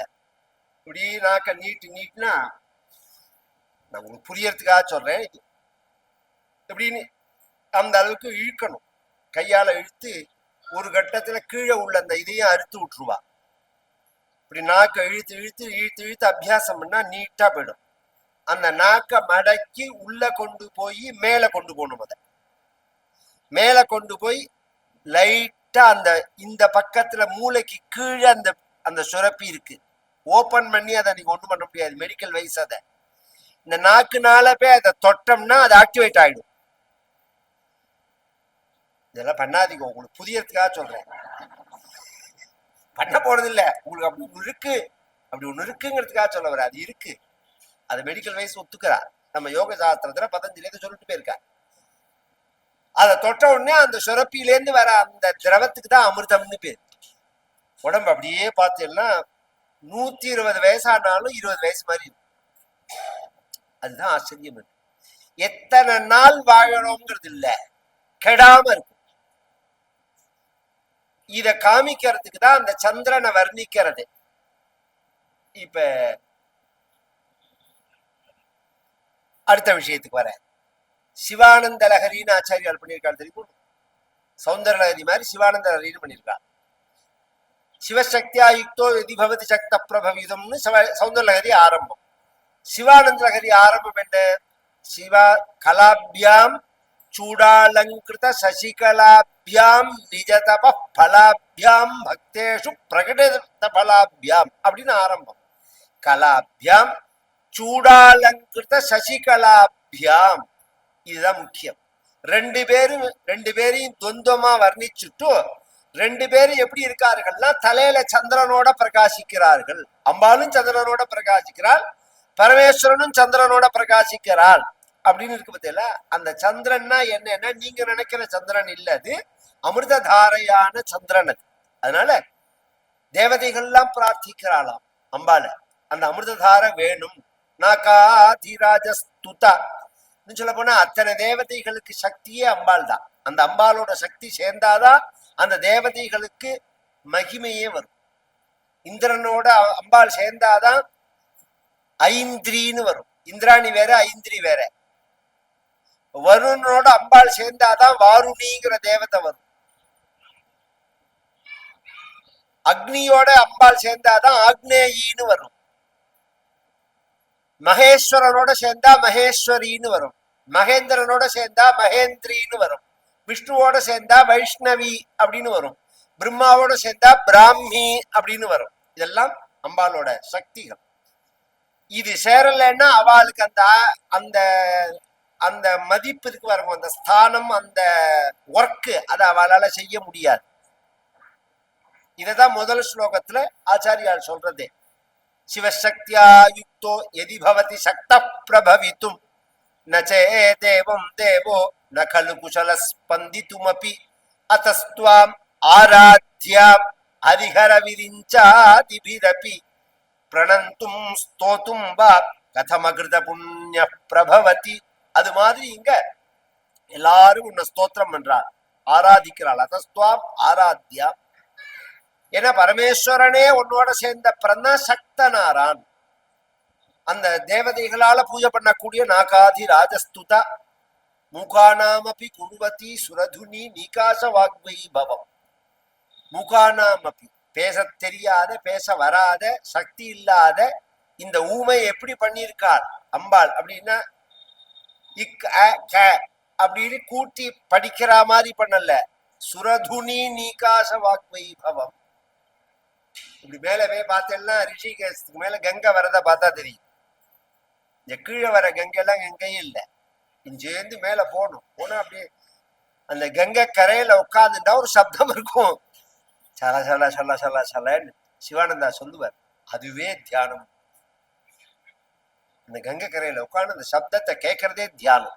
இமாச்சல பிரதேசத்துல நிசப்தமா இருக்கும், இந்த கங்கை ஓடுற சப்தம் மட்டும் கேட்கும். அது எப்படி அந்த போர்ஸை நீங்க தடுக்கவே முடியாது. அந்த கங்கை வர போர்ஸை நீங்க தடுக்கவே முடியாது. அது எப்படி வரதோ அது மாதிரி வாக்க கொடுத்திருக்காள் அம்பாள். ஸ்ரீகாஞ்சி யாரு? காஞ்சிபுரத்துல பிரகாசிக்கக்கூடிய ஸ்ரீகாஞ்சி நகரி விஹார ரசிகா சோகாபஹந்திரி சதா. எப்பேற்பட்டவள் அம்பாள்னால் சோகத்தை போக்குறவள். பொதுவா நமக்கு வர சோகத்துக்கு காரணம் ஆபத்து அல்லது ஆர்த்தி. ஆபத்துன்னா திடுதிப்புன்னு வருது பத்தியா, அதுக்கு ஆபத்துன்னு பேரு. இந்த கஷ்டம்னு தெரிஞ்சு வருது பத்தியா, அதுக்கு ஆர்த்தின்னு பேரு. இந்த ரெண்டும் சேர்ந்ததுக்கு துர்க்கம்னு பேரு. துர்க்கம்னா ஆபத்துகள் நிறைஞ்ச கூட்டம்னு பேரு. இந்த கூட்டத்தை துர்க்கத்தை தாண்டி விக்கிறதுனாலதான் துர்கான்னு பேரு அம்பாளுக்கு. துர்கா துர்கார்த்தி நாசினி அப்படின்னு. இந்த துர்க்கம்னா உங்களுக்கு புரியுதா? ஒரு கோட்டையை சுத்தி அகழ் இருக்கு பார்த்திருக்கல, கோட்டையை சுத்தி ஒரு மதில் சுவர் இல்ல, ஒரு ஓடை மாதிரி இருக்கும். அதுல நிறைய பாம்பு முதல்ல எல்லாம் அந்த காலத்துல விட்டுருப்பா, எதிரிகள் படையெடுத்து வந்தா உள்ள வராம இருக்கணுங்கிறதுக்காக சொல்லுவா கதையில எல்லாம். உண்மை அது. அதை தாண்டி உள்ள வர முடியாது. அந்த அந்த ஓடைக்கு துர்க்கம்னு பேரு. தாண்ட முடியாத ஆபத்துகள் நிறைஞ்சிருக்கிறதுலன்னு அர்த்தம்.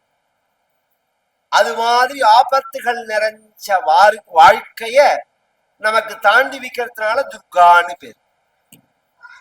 அந்த ஆபத்துகளால வரக்கூடியதான சோகாபஹந்திரி சதா ஏகா புண்ணிய பரம்பரா பசுபதே ராகாரிணி ராஜத்தை. அப்பேற்பட்ட சோகத்தை போக்கக்கூடியதான காஞ்சியில பிரகாசிக்கக்கூடிய காஞ்சி தேவதையான. காஞ்சியில ஒரு விசேஷம் என்ன தெரியுமா? எத்தனை சிவன் கோவில் இருந்தாலும் அம்பாள் கோவில் காமாட்சி மட்டும்தான். ஒரே சக்தி தான். பாக்கி எல்லா கோவிலுக்கும் போனா பரமேஸ்வரன் தான் இருப்பார்.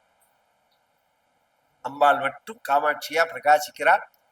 அப்பேற்பட்ட காமாட்சியினுடைய ஒரு ஆலயத்துல ஆச்சரியமான ஒரு வைபவமா நம்மளுடைய ஆச்சாரியால் பரம்பரையில. அதனாலதான் காஞ்சி காமகோட்டி பீட்டம் அப்படின்னு சொல்றது. அப்பேற்பட்ட அம்பாளுடைய ஆச்சரியமான அம்பாள்